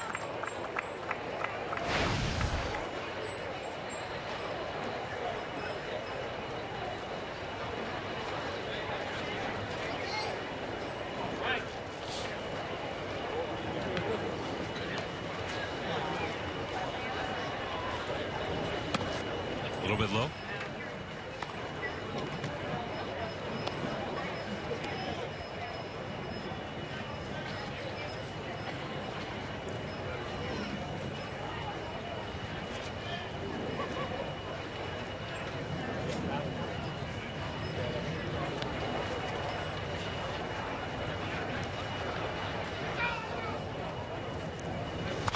Back out of play. Boy, Rick, what a difference a year could potentially make for the Indians when you think about, boy, the last couple of years looking for that right-handed bat or a right-handed bat or some right-handed pop. And this year the Indians could potentially be looking at a Mike Napoli, a Juan Uribe, maybe a Rajay Davis at times, all in the lineup. Yeah, veterans, you know, against certain left-handers, how you want to, it all depends. Terry's going to have his opportunity. Look at this. Now that's a great piece of hitting there with the 3 men on the left side. And Kipnis comes home to score on the opposite field hit by Mike Napoli. And the Indians take a 3-2 lead. Mike Napoli, I mentioned it before, he's a guy that can use the whole field as a hitter. And here he does that to drive in the But that's, you know, that's taking what they're giving you. They had the 3 guys on the left field. Watch it. He's going to track it. They're going to throw him an inside pitch. They wanted it in maybe a little bit more, but Napoli didn't try and do more than what he should have. He just took a nice little line drive, and that's when the RBI is out there in place, and the Indians will take the lead. Good hitting. Second hit for Napoli today. Uribe waves at a pitch for strike 1. Is that the kind of at bat that a younger player can see from a veteran and say, man, if he's doing that, if he can't, why would do it? There's the situation where, you know what, he's not trying to hit a home run there. You caught a break, the walk leading off the inning. They had a chance for a double play. They don't turn it. You got an opportunity for just a base hit. They're giving it to you that way. You should learn from that. Now, as Michael Brantley said, it's easier said than done because that hole's over there. But if you get a pitch that you can drive that way. But his thought process was there. It was, let me go. I'm not going to try and pull this pitch. You know, he stayed back. He let it track deeper into the zone than he normally would and hit a line drive. doesn't have to be hard. I'll tell you, those hits go a long way. Third baseman Lucas looked to second, but takes the out at first. 2 down. Napoli gets into scoring position. You know, the Indians last year led the league in left on base. They have base runners. They need a couple of guys to get off to a good start driving in runs, and it's a mentality is what it is. Driving in runs with runners in scoring position, and other people feed off of it.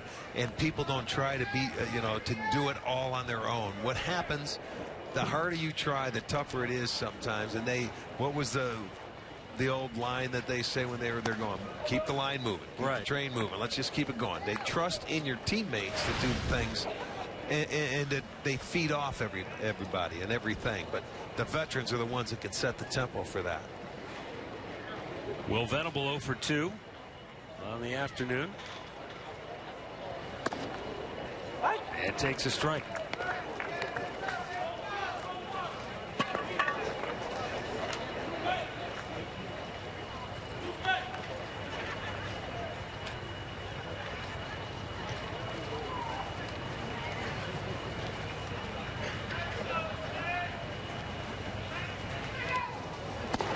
A little bit high. 2 balls and a strike. Indians on top 3-2 thanks to the RBI single by Mike Napoli here in the 6th inning. Napoli in scoring position now at second base.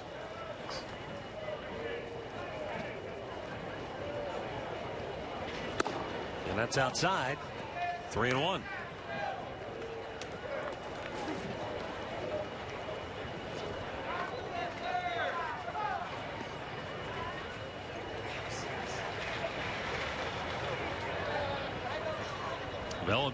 Venable, a California native, spent most of his career with the Padres, and draws a walk here with 2 outs in the 6th inning to keep the inning alive now for Colin Cowgill.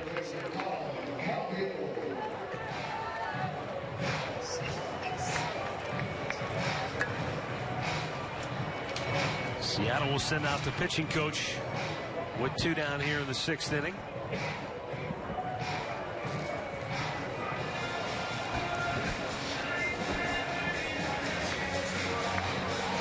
Mentioned before that it's a Mariners new look staff altogether,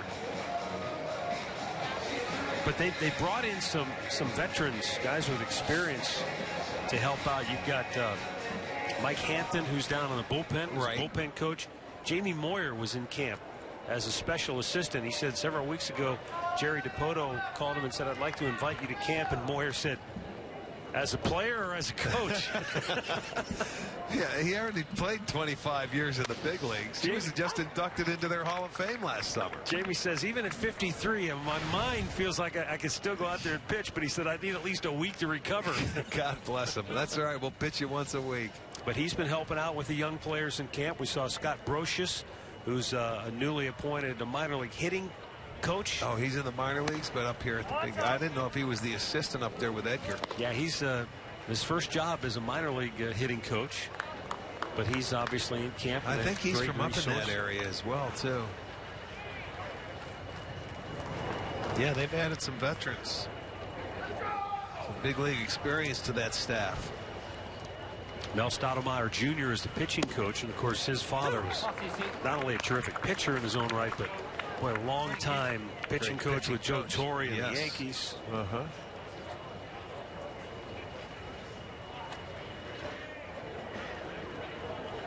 Tribe has 2 on, 2 out. Colin Cowgill trying to extend the Indians' lead here in the 6th. Third ball misses inside, and it's 2-2. Joe Whelan worked a 1-2-3 5th inning, but walked Jason Kipnis to start this 6th. Kip came around to score on the hit by Napoli, who's at second base, with Venable at first after he drew a 2-out walk. Lifted in the air, right field near the line. This could be stay trouble, fair. And it is caught just inside the line by Pisano. But the Indians break the tie on an opposite field RBI rip by Mike Napoli. 3-2 Cleveland as we go to the 7th.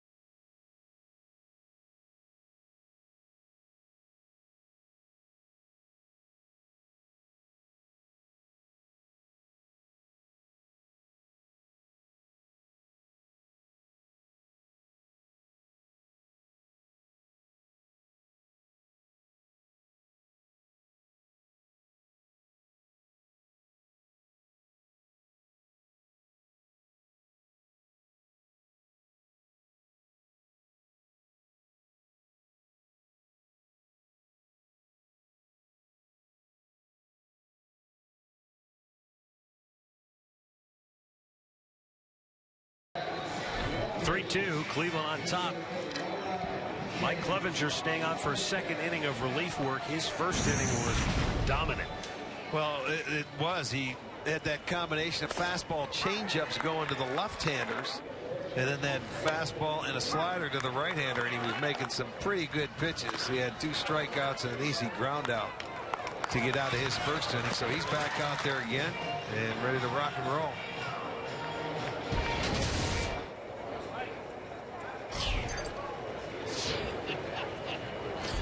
Dae-Ho Lee steps in for Seattle, rips at the first pitch, pulls it foul on the third base side as we head down to the Indians dugout, where we are now joined by Will Venable. Will, how are you? Great. How you guys doing? Terrific. Kind of a late addition to camp. It was a weird off season, I know, for a lot of guys who have had plenty of major league experience, kind of waiting around to see when and where an opportunity would arise. Did this one come out of the blue for you? You know, we had been talking for a few weeks before it happened, and then as soon as camp started, it came to fruition pretty quickly. Well, do you know any of the guys over here that makes your appearance here any easier? Yeah, you know, at this point in your career, you know, you played against a lot of guys, or played with them, played with Knapp last year. That's right, played with Texas. Almonte before, Joe Thatcher, you know, so there's a lot of familiar faces for sure. Of course, there's another familiar face, but he's not in uniform, and that's Indians general manager Mike Chernoff. Now, you guys were teammates at Princeton, correct? Yes, sir. For how many years? 1 year. 1 year. Yeah, he was a senior when I was a sophomore. So that gives you the right to give us a full-blown, detailed scouting report on Mike Chernoff. Yeah, you know, Mike was a good player. He. Oh, come on, you can be honest now. You know what? At that point, you know, in my career, you know, I hadn't played my senior year in high school and freshman year of college. So, you know, getting back into the game, I thought everyone was an all-star, was impressed by everybody. But no, you know, Mike was a great senior leader. He was a guy who, you know, definitely took myself and all the younger guys under his wing and made sure we knew how to do things right out there. Very cool. Who was smarter, you or Mike? Oh, Mike, for sure. Oh, terrific play by Ramsey in right field. Nice diving catch out there for out number 2. Are you surprised? Maybe surprised isn't the right word. Did you have any inkling way back then? Everybody's in college. You're all in your teens or 20s to think that one day he'd be a general manager in the big leagues? Well, you know, the one thing, going to Princeton, you know, you talk to people, you talk to your teammates and stuff. You don't put anything past these people to achieve great things. You know, I can remember sitting on the bus, you know, talking to guys and talking about what you want to do after college and what you want to be when you grow up. And guys are throwing out some pretty big things out there, you know. So, you know, Mike, not surprised at all that he was able to get to where he's at today. Nobody had aspirations to just go mow lawns for a living, in other words. No, not aspiring to be lawnmower for sure. 2 down here in the 7th inning. Mike Zunino on the hill. Mike Clevenger, boy, he has been impressive. He's retired all 5 that he's faced. Got some nice help from Ramsey in right field. Well, on the last batter, he's got Zunino down on the count.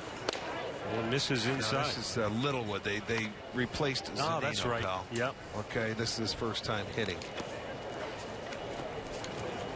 Turning over the rosters on both sides. As Clevenger fires.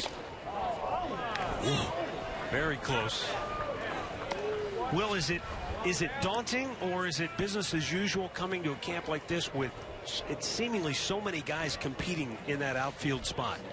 Yeah, it's different for me, you know, coming in, you know, kind of my role had always been cut out for me, you know, coming into camp and now, you know, out there competing, trying to win a job.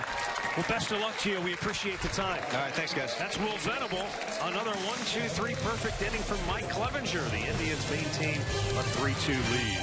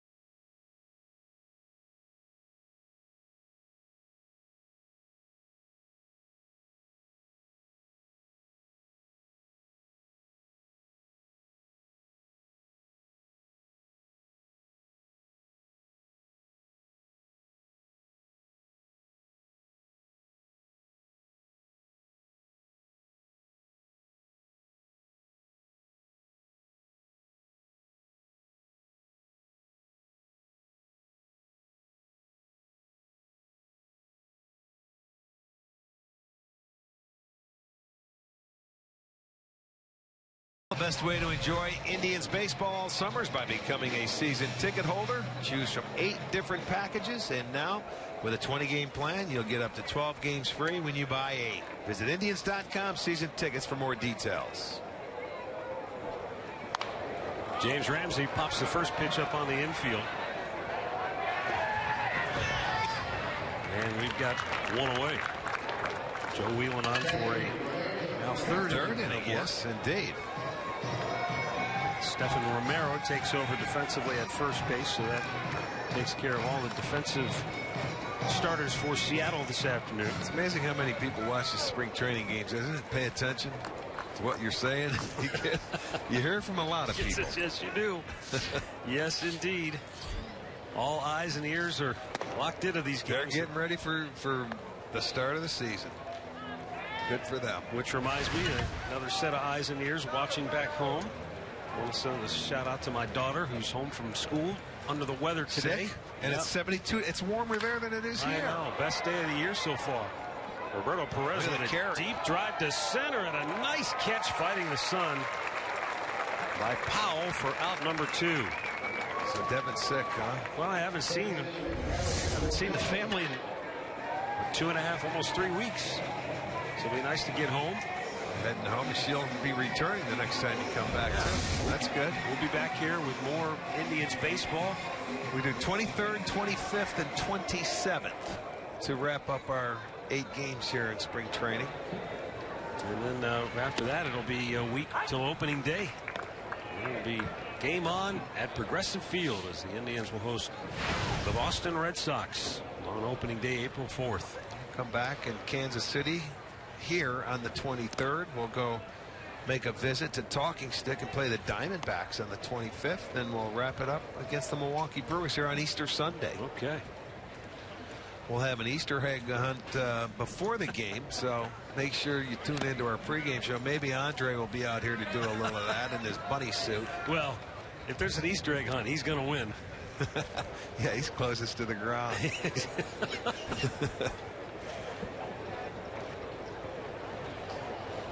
The 2-1 pitch off the end of the bat. Gonzalez bounces it to second. And Whelan with a 1-2-3 innings. Stretch time in Goodyear. It's the Indians 3 and the Mariners 2.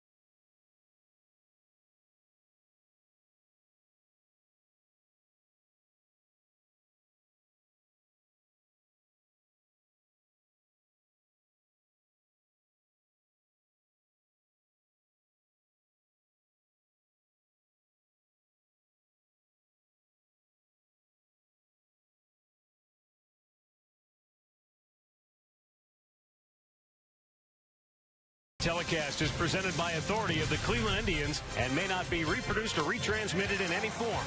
And the accounts and descriptions of this game may not be disseminated without the express written consent of the Cleveland Indians.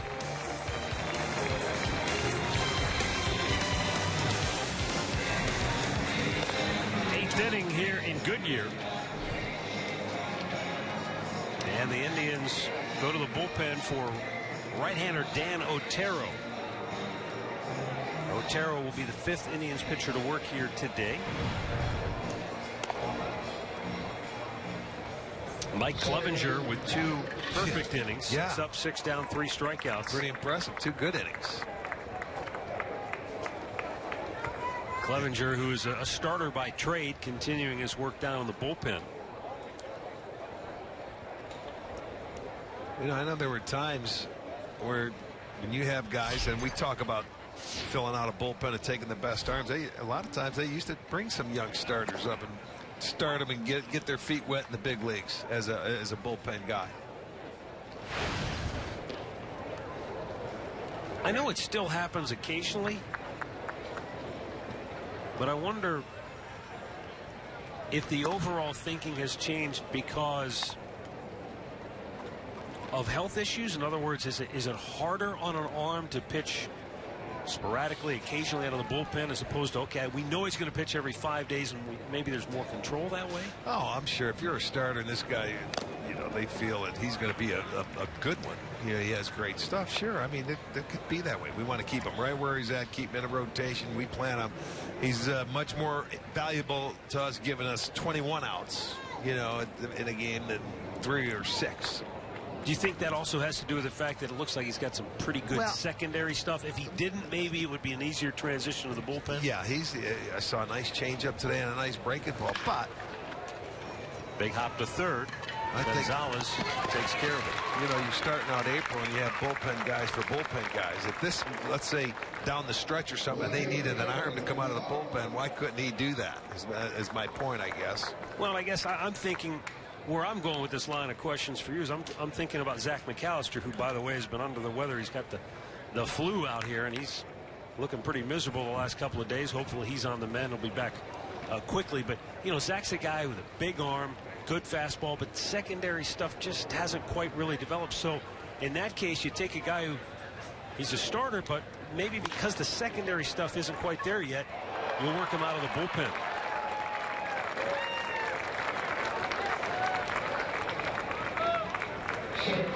I didn't hear what that's the an error. Score. They did give an error. Yeah, backhanded play over here. Watch the bounce it takes. It really jumped up on him. You can see that hopping on the backhanded side. Couldn't catch it cleanly, so it will be an error on Martinez. And there's the new defense for the Indians. Walters in left, Robinson in center, Butler over in right, Gonzalez, Stamets, Martinez, Aguilar, and Reckers behind the plate. 1-on, 1-out for Nori. Or Boog Powell, I never wrote this. Changes down Seattle. Gonzalez never used to bunch. Charging, throws it low, and Powell is safe. On his way to third base is Robertson. And Recker with a terrific job to get over there and keep that ball from going into the outfield. You don't see a catcher, very rarely. You see a catcher all the way down at third base to take that throw, but that gives you the idea how heads up Recker was on that play. Well, that's going to be a base hit and an error. A base hit on a nice bunt. Now look at where they're playing, and he hits it, and then the bad throw gets past him. That's probably a throw that shouldn't have been made, and there's another one that should have been made. So 2 errors in this inning. It has it set up for Seattle to tie it up. It's first and third with just 1 out. That bunt base hit, and they've got first and third.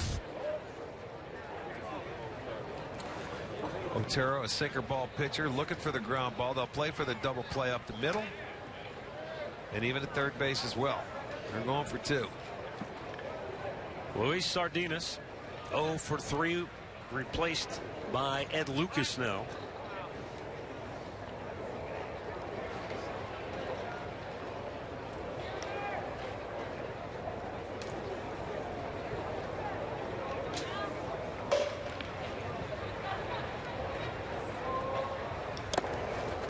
Down in the dirt.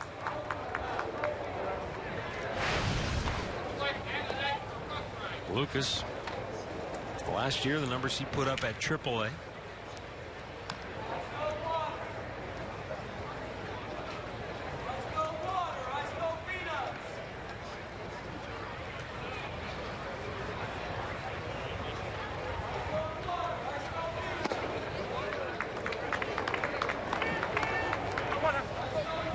Trying to stay inside, not give him much swinging room. He wants the ground ball, is exactly what Dan Otero wants.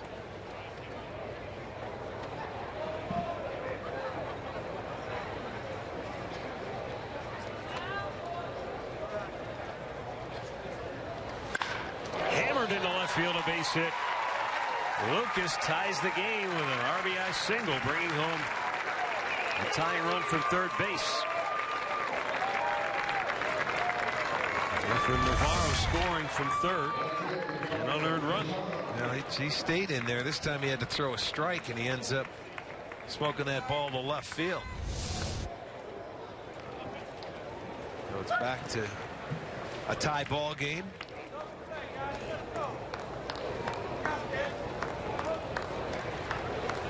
Dario Pisano.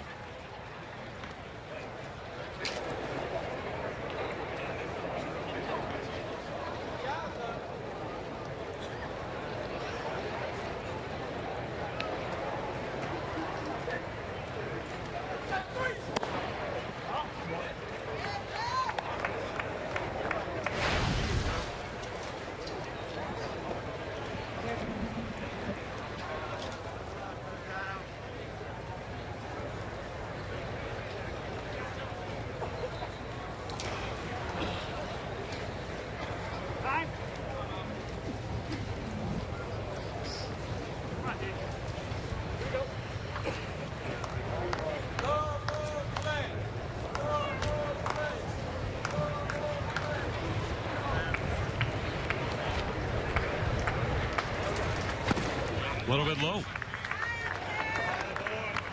2 balls, no strikes.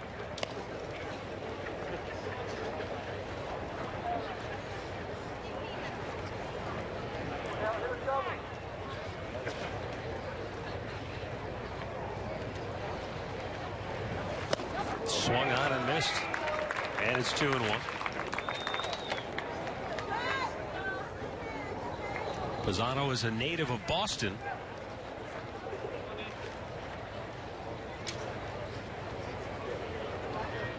Trying to get to the big leagues with the Mariners. Drilled to center. Robinson there makes the grab. Tagging at second base and holding is Powell. Shane Robinson with a good throw toward third base. So 2 on, 2 out. And Gabby Sanchez will be the batter.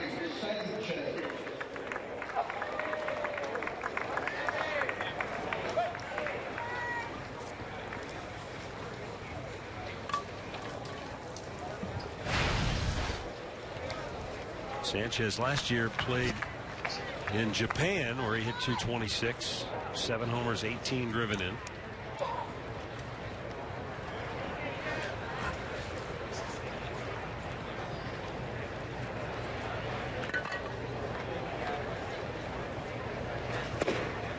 Sanchez has played with the Marlins and the Pittsburgh Pirates 2 years ago before spending last year in Japan.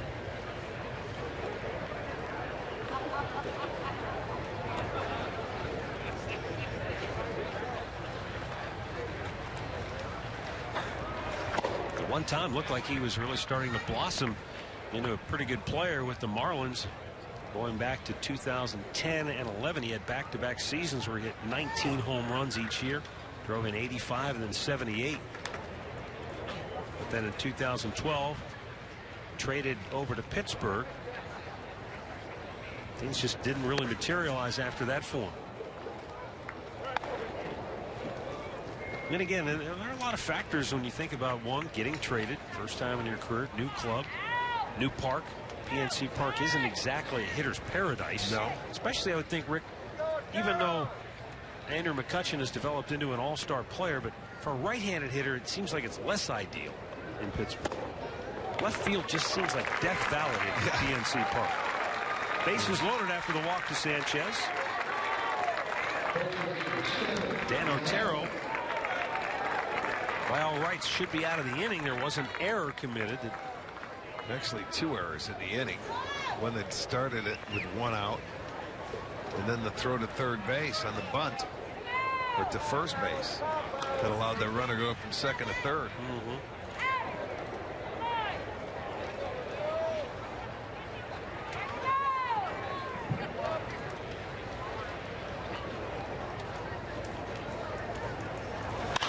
Popped him up. Should get him out of the inning, but no such thing in Arizona. Martinez, though, squeezes it to end the inning. Mariners get an unearned run to tie the game at 3. We go to the bottom of the 8th.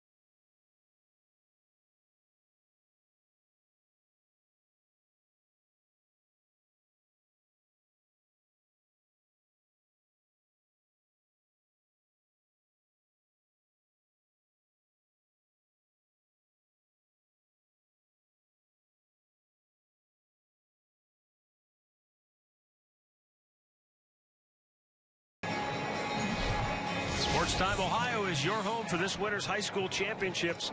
The girls basketball championships come your way on Saturday, hockey on Sunday, and the boys state finals in basketball March 19th. Your home for the high school state finals is Sports Time Ohio.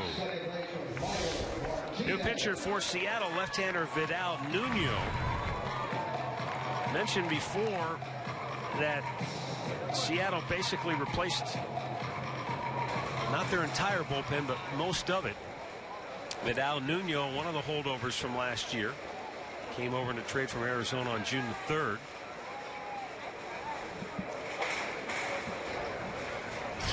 Another guy in that Seattle bullpen that we saw earlier today is Tony Zick. And it's a fascinating story because, Rick, you know, we hear all the time about players that are either, oh, that's inside the bag and fair ball. Goes down into the corner, didn't kick off the sidewall, and Martinez can run well. Triple. He's headed to third base, and he will stay in there safely with a leadoff triple. You could see Navarro, the left fielder, he was charging up and over thinking that ball was going to hit that sidewall and kick out, and it stayed just inside the sidewall and went all the way down into the corner. You know, you look at it this way, it's going to be a double anyway, but he played that double into a triple thinking it was going to hit. You've got to cut it off, and he has to redirect. And the guy that made the error last inning that enabled Seattle to tie the score eventually in that inning starts it off with a triple. He gets himself in scoring position, so the infield has to come in, and the Indians with a great opportunity to take the lead. Eric Stamets. With that runner at third, trying to get him home.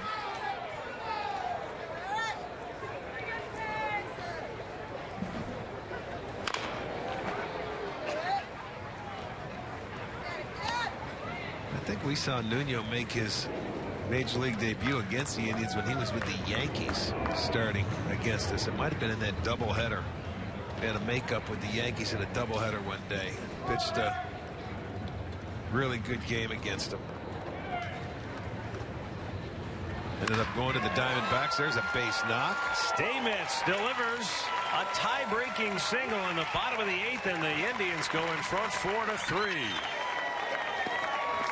And Michael Martinez comes home. He started it with the leadoff triple, and now Stamets brings him home.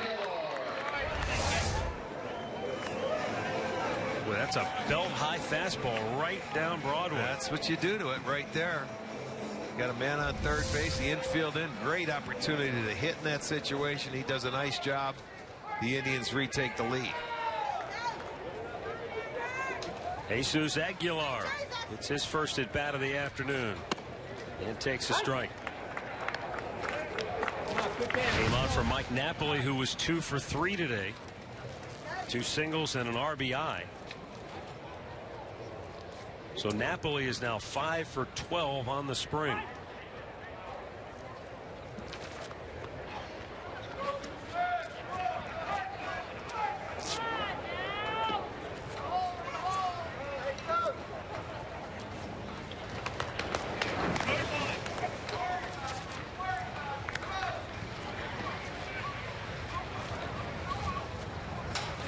Back to what I was going to tell you before about Seattle and their bullpen makeover. Aguilar gets into a double play as the Mariners turn 2. You know, we hear all the time about players who are put on waivers or claimed or Rule 5 or this thing or the other.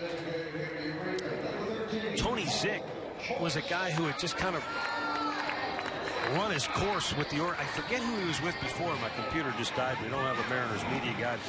Welcome to spring training, right?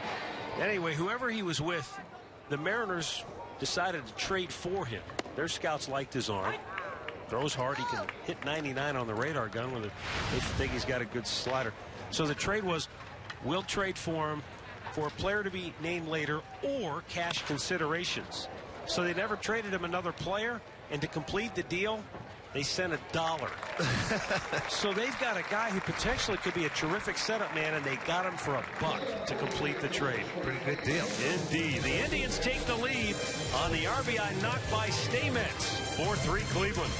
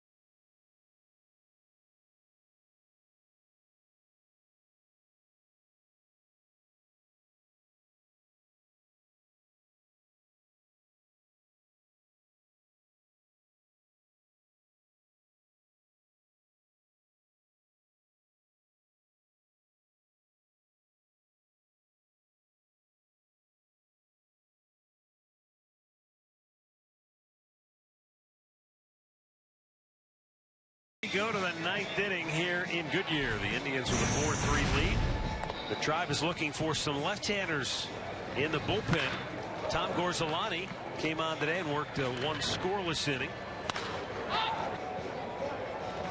That was in the 4th, a 1-2-3 inning. Joe Thatcher followed him up in the 5th inning. Thatcher gave up an unearned run. First guy reached on an error. Yeah. But he had a couple of strikeouts back to back. It was the bunt that ended up getting their run. It was really a heads-up play. They should have scored, as you mentioned, unearned. But gets out of it, gives up the unearned run. I thought did a nice job and had a lot of right-handers he had to face. Well, now it's Brian Shaw to try and notch a save. Shaw will face the bottom part of the lineup, but it's obviously a remade lineup since these are all the backups that are in now. Shaw was terrific a year ago, got off to a slow start, but both Shaw and Cody Allen, Terry Francona said, you know, we kind of held them back last year in camp. We didn't want them to, you know, it's a long season, and Terry leans on those two guys especially. But both guys have come out and they've thrown the ball from a velocity standpoint very well here in spring training. They're ready to go. There won't be any easing into it. Well, for the Indians to do anything, those two have got to pitch the way they have in the past. They're going to appear in almost half the ball games. You know, it's going to be 70. Right. 70 games for both guys, because those two are. Shaw's been #1 in the league in appearances, I think, over the last 3 years. When you look at the total, he had a good chance to talk to Cody today. So those two got to be on their game. Yep. And you know, should anything falter, then who knows what's going to happen.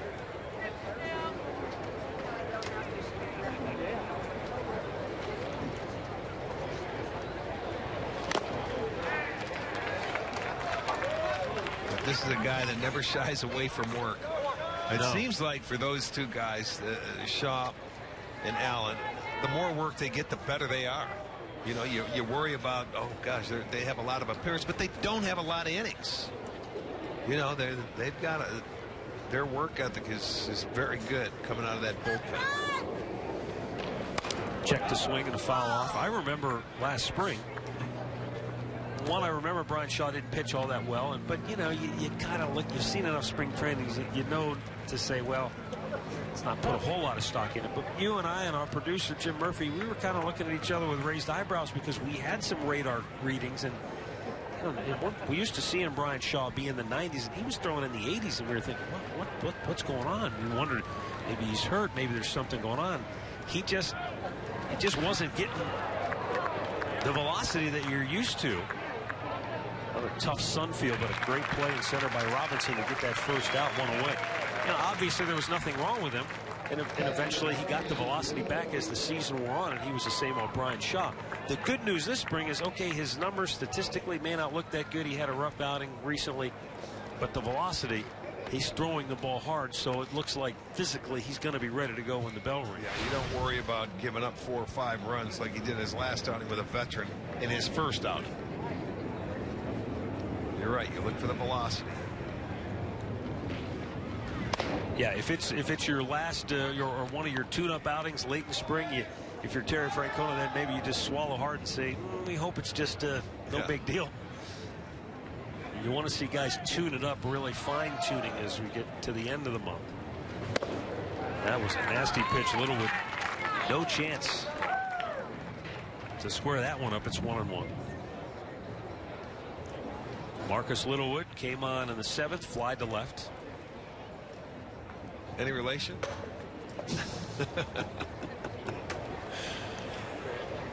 I'm still looking. I haven't seen a big wood yet. Just Littlewood.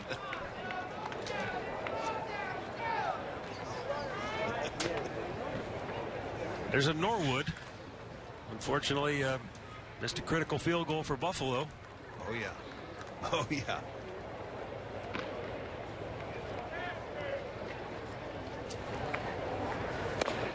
Of course, there's the great Eastwood. And there's the Wizard of Westwood. The Wizard of Westwood. Coaching third base.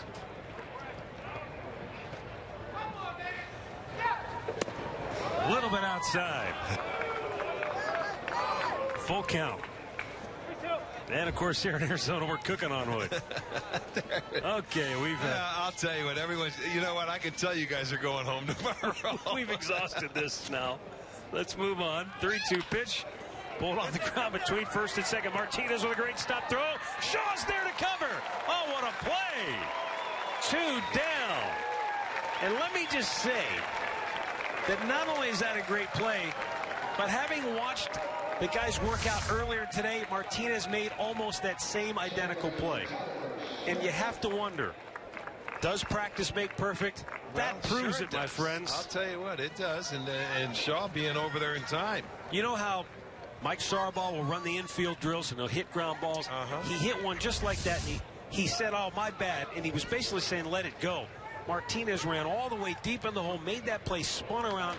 Dave Wallace, who's the AA manager, was covering at first base, took the throw, and what do you know? Here in the game, he gets the same play. He runs it out, plays it hard, makes the out. Well executed. 2 down.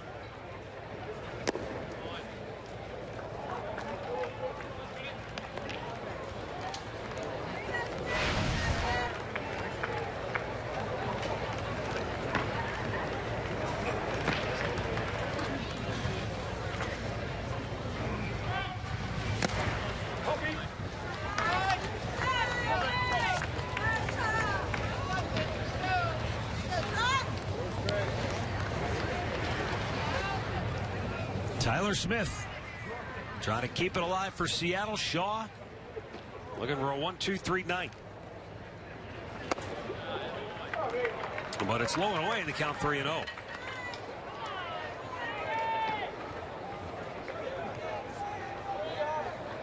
Trevor Bauer started today for Cleveland, went 3 innings. Gave up 1 run on 1 hit, walked 2, struck out 2.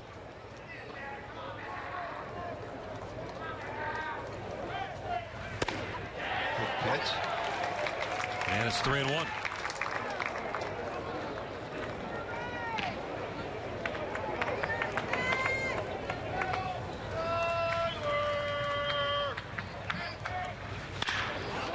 Ball swinging, and it's just foul over the third base bag. And a full count. Well, you figure as a hitter you have to get a pitch hit. He doesn't want to walk you 2 outs here and put the tying run on board. So he was 3-1, took a good swing, just missed. That ball came close to going right over the bag fair down at third. So a full count with 2 down, and the base is empty, and the Indians up a run in the ninth. Line drive, base hit. So Tyler Smith keeps it alive for Seattle.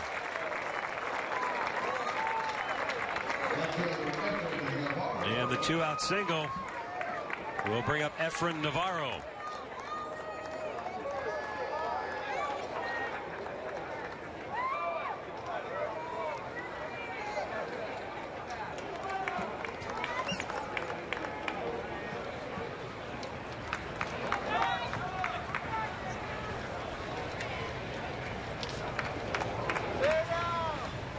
Shaw looking in.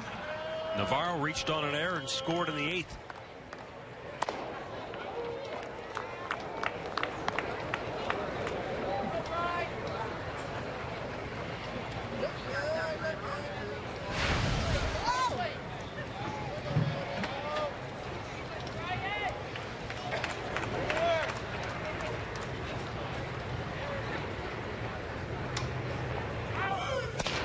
Boom. And it's 1-1. Mickey Callaway, Indians pitching coach, kind of nervously looking at that pitch counter down there in his right hand. Shaw has made 20 pitches here in the ninth. He has 2 outs. I'd like to see Brian wrap this up rather quickly.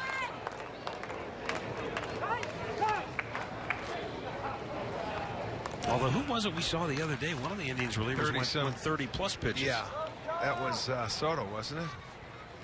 I think it was. When he walked 4? He walked 4 in that game we did. The 1-1. In the dirt, nice block by Recker.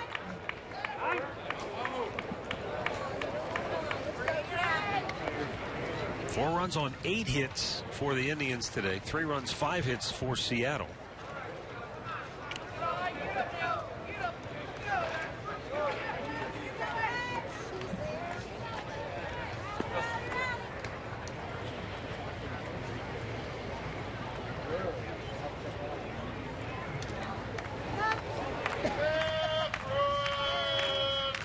The 2-1. He gets the 2 outs and they ended up pitching from behind the hitters instead of being aggressive, making him put it in play. Second straight hitter, 3-1 count.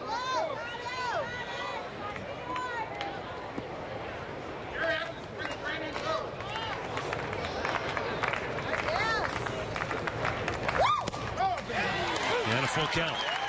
So the runner, Tyler Smith, at first base will be off on this 3-2 pitch. The bad news there for the Indians is that if Efren Navarro finds a gap, then Smith could score all the way from first base. They'll play a little deeper and try and cut it off if they can. The payoff pitch. Swung out and missed. He struck him out to end the game. Brian Shaw picks up the save here with a scoreless 9th inning as the Indians win for the 2nd day in a row by a final score of 4-3. Indians are now 2-4-2 on the spring. Seattle is now 3-4.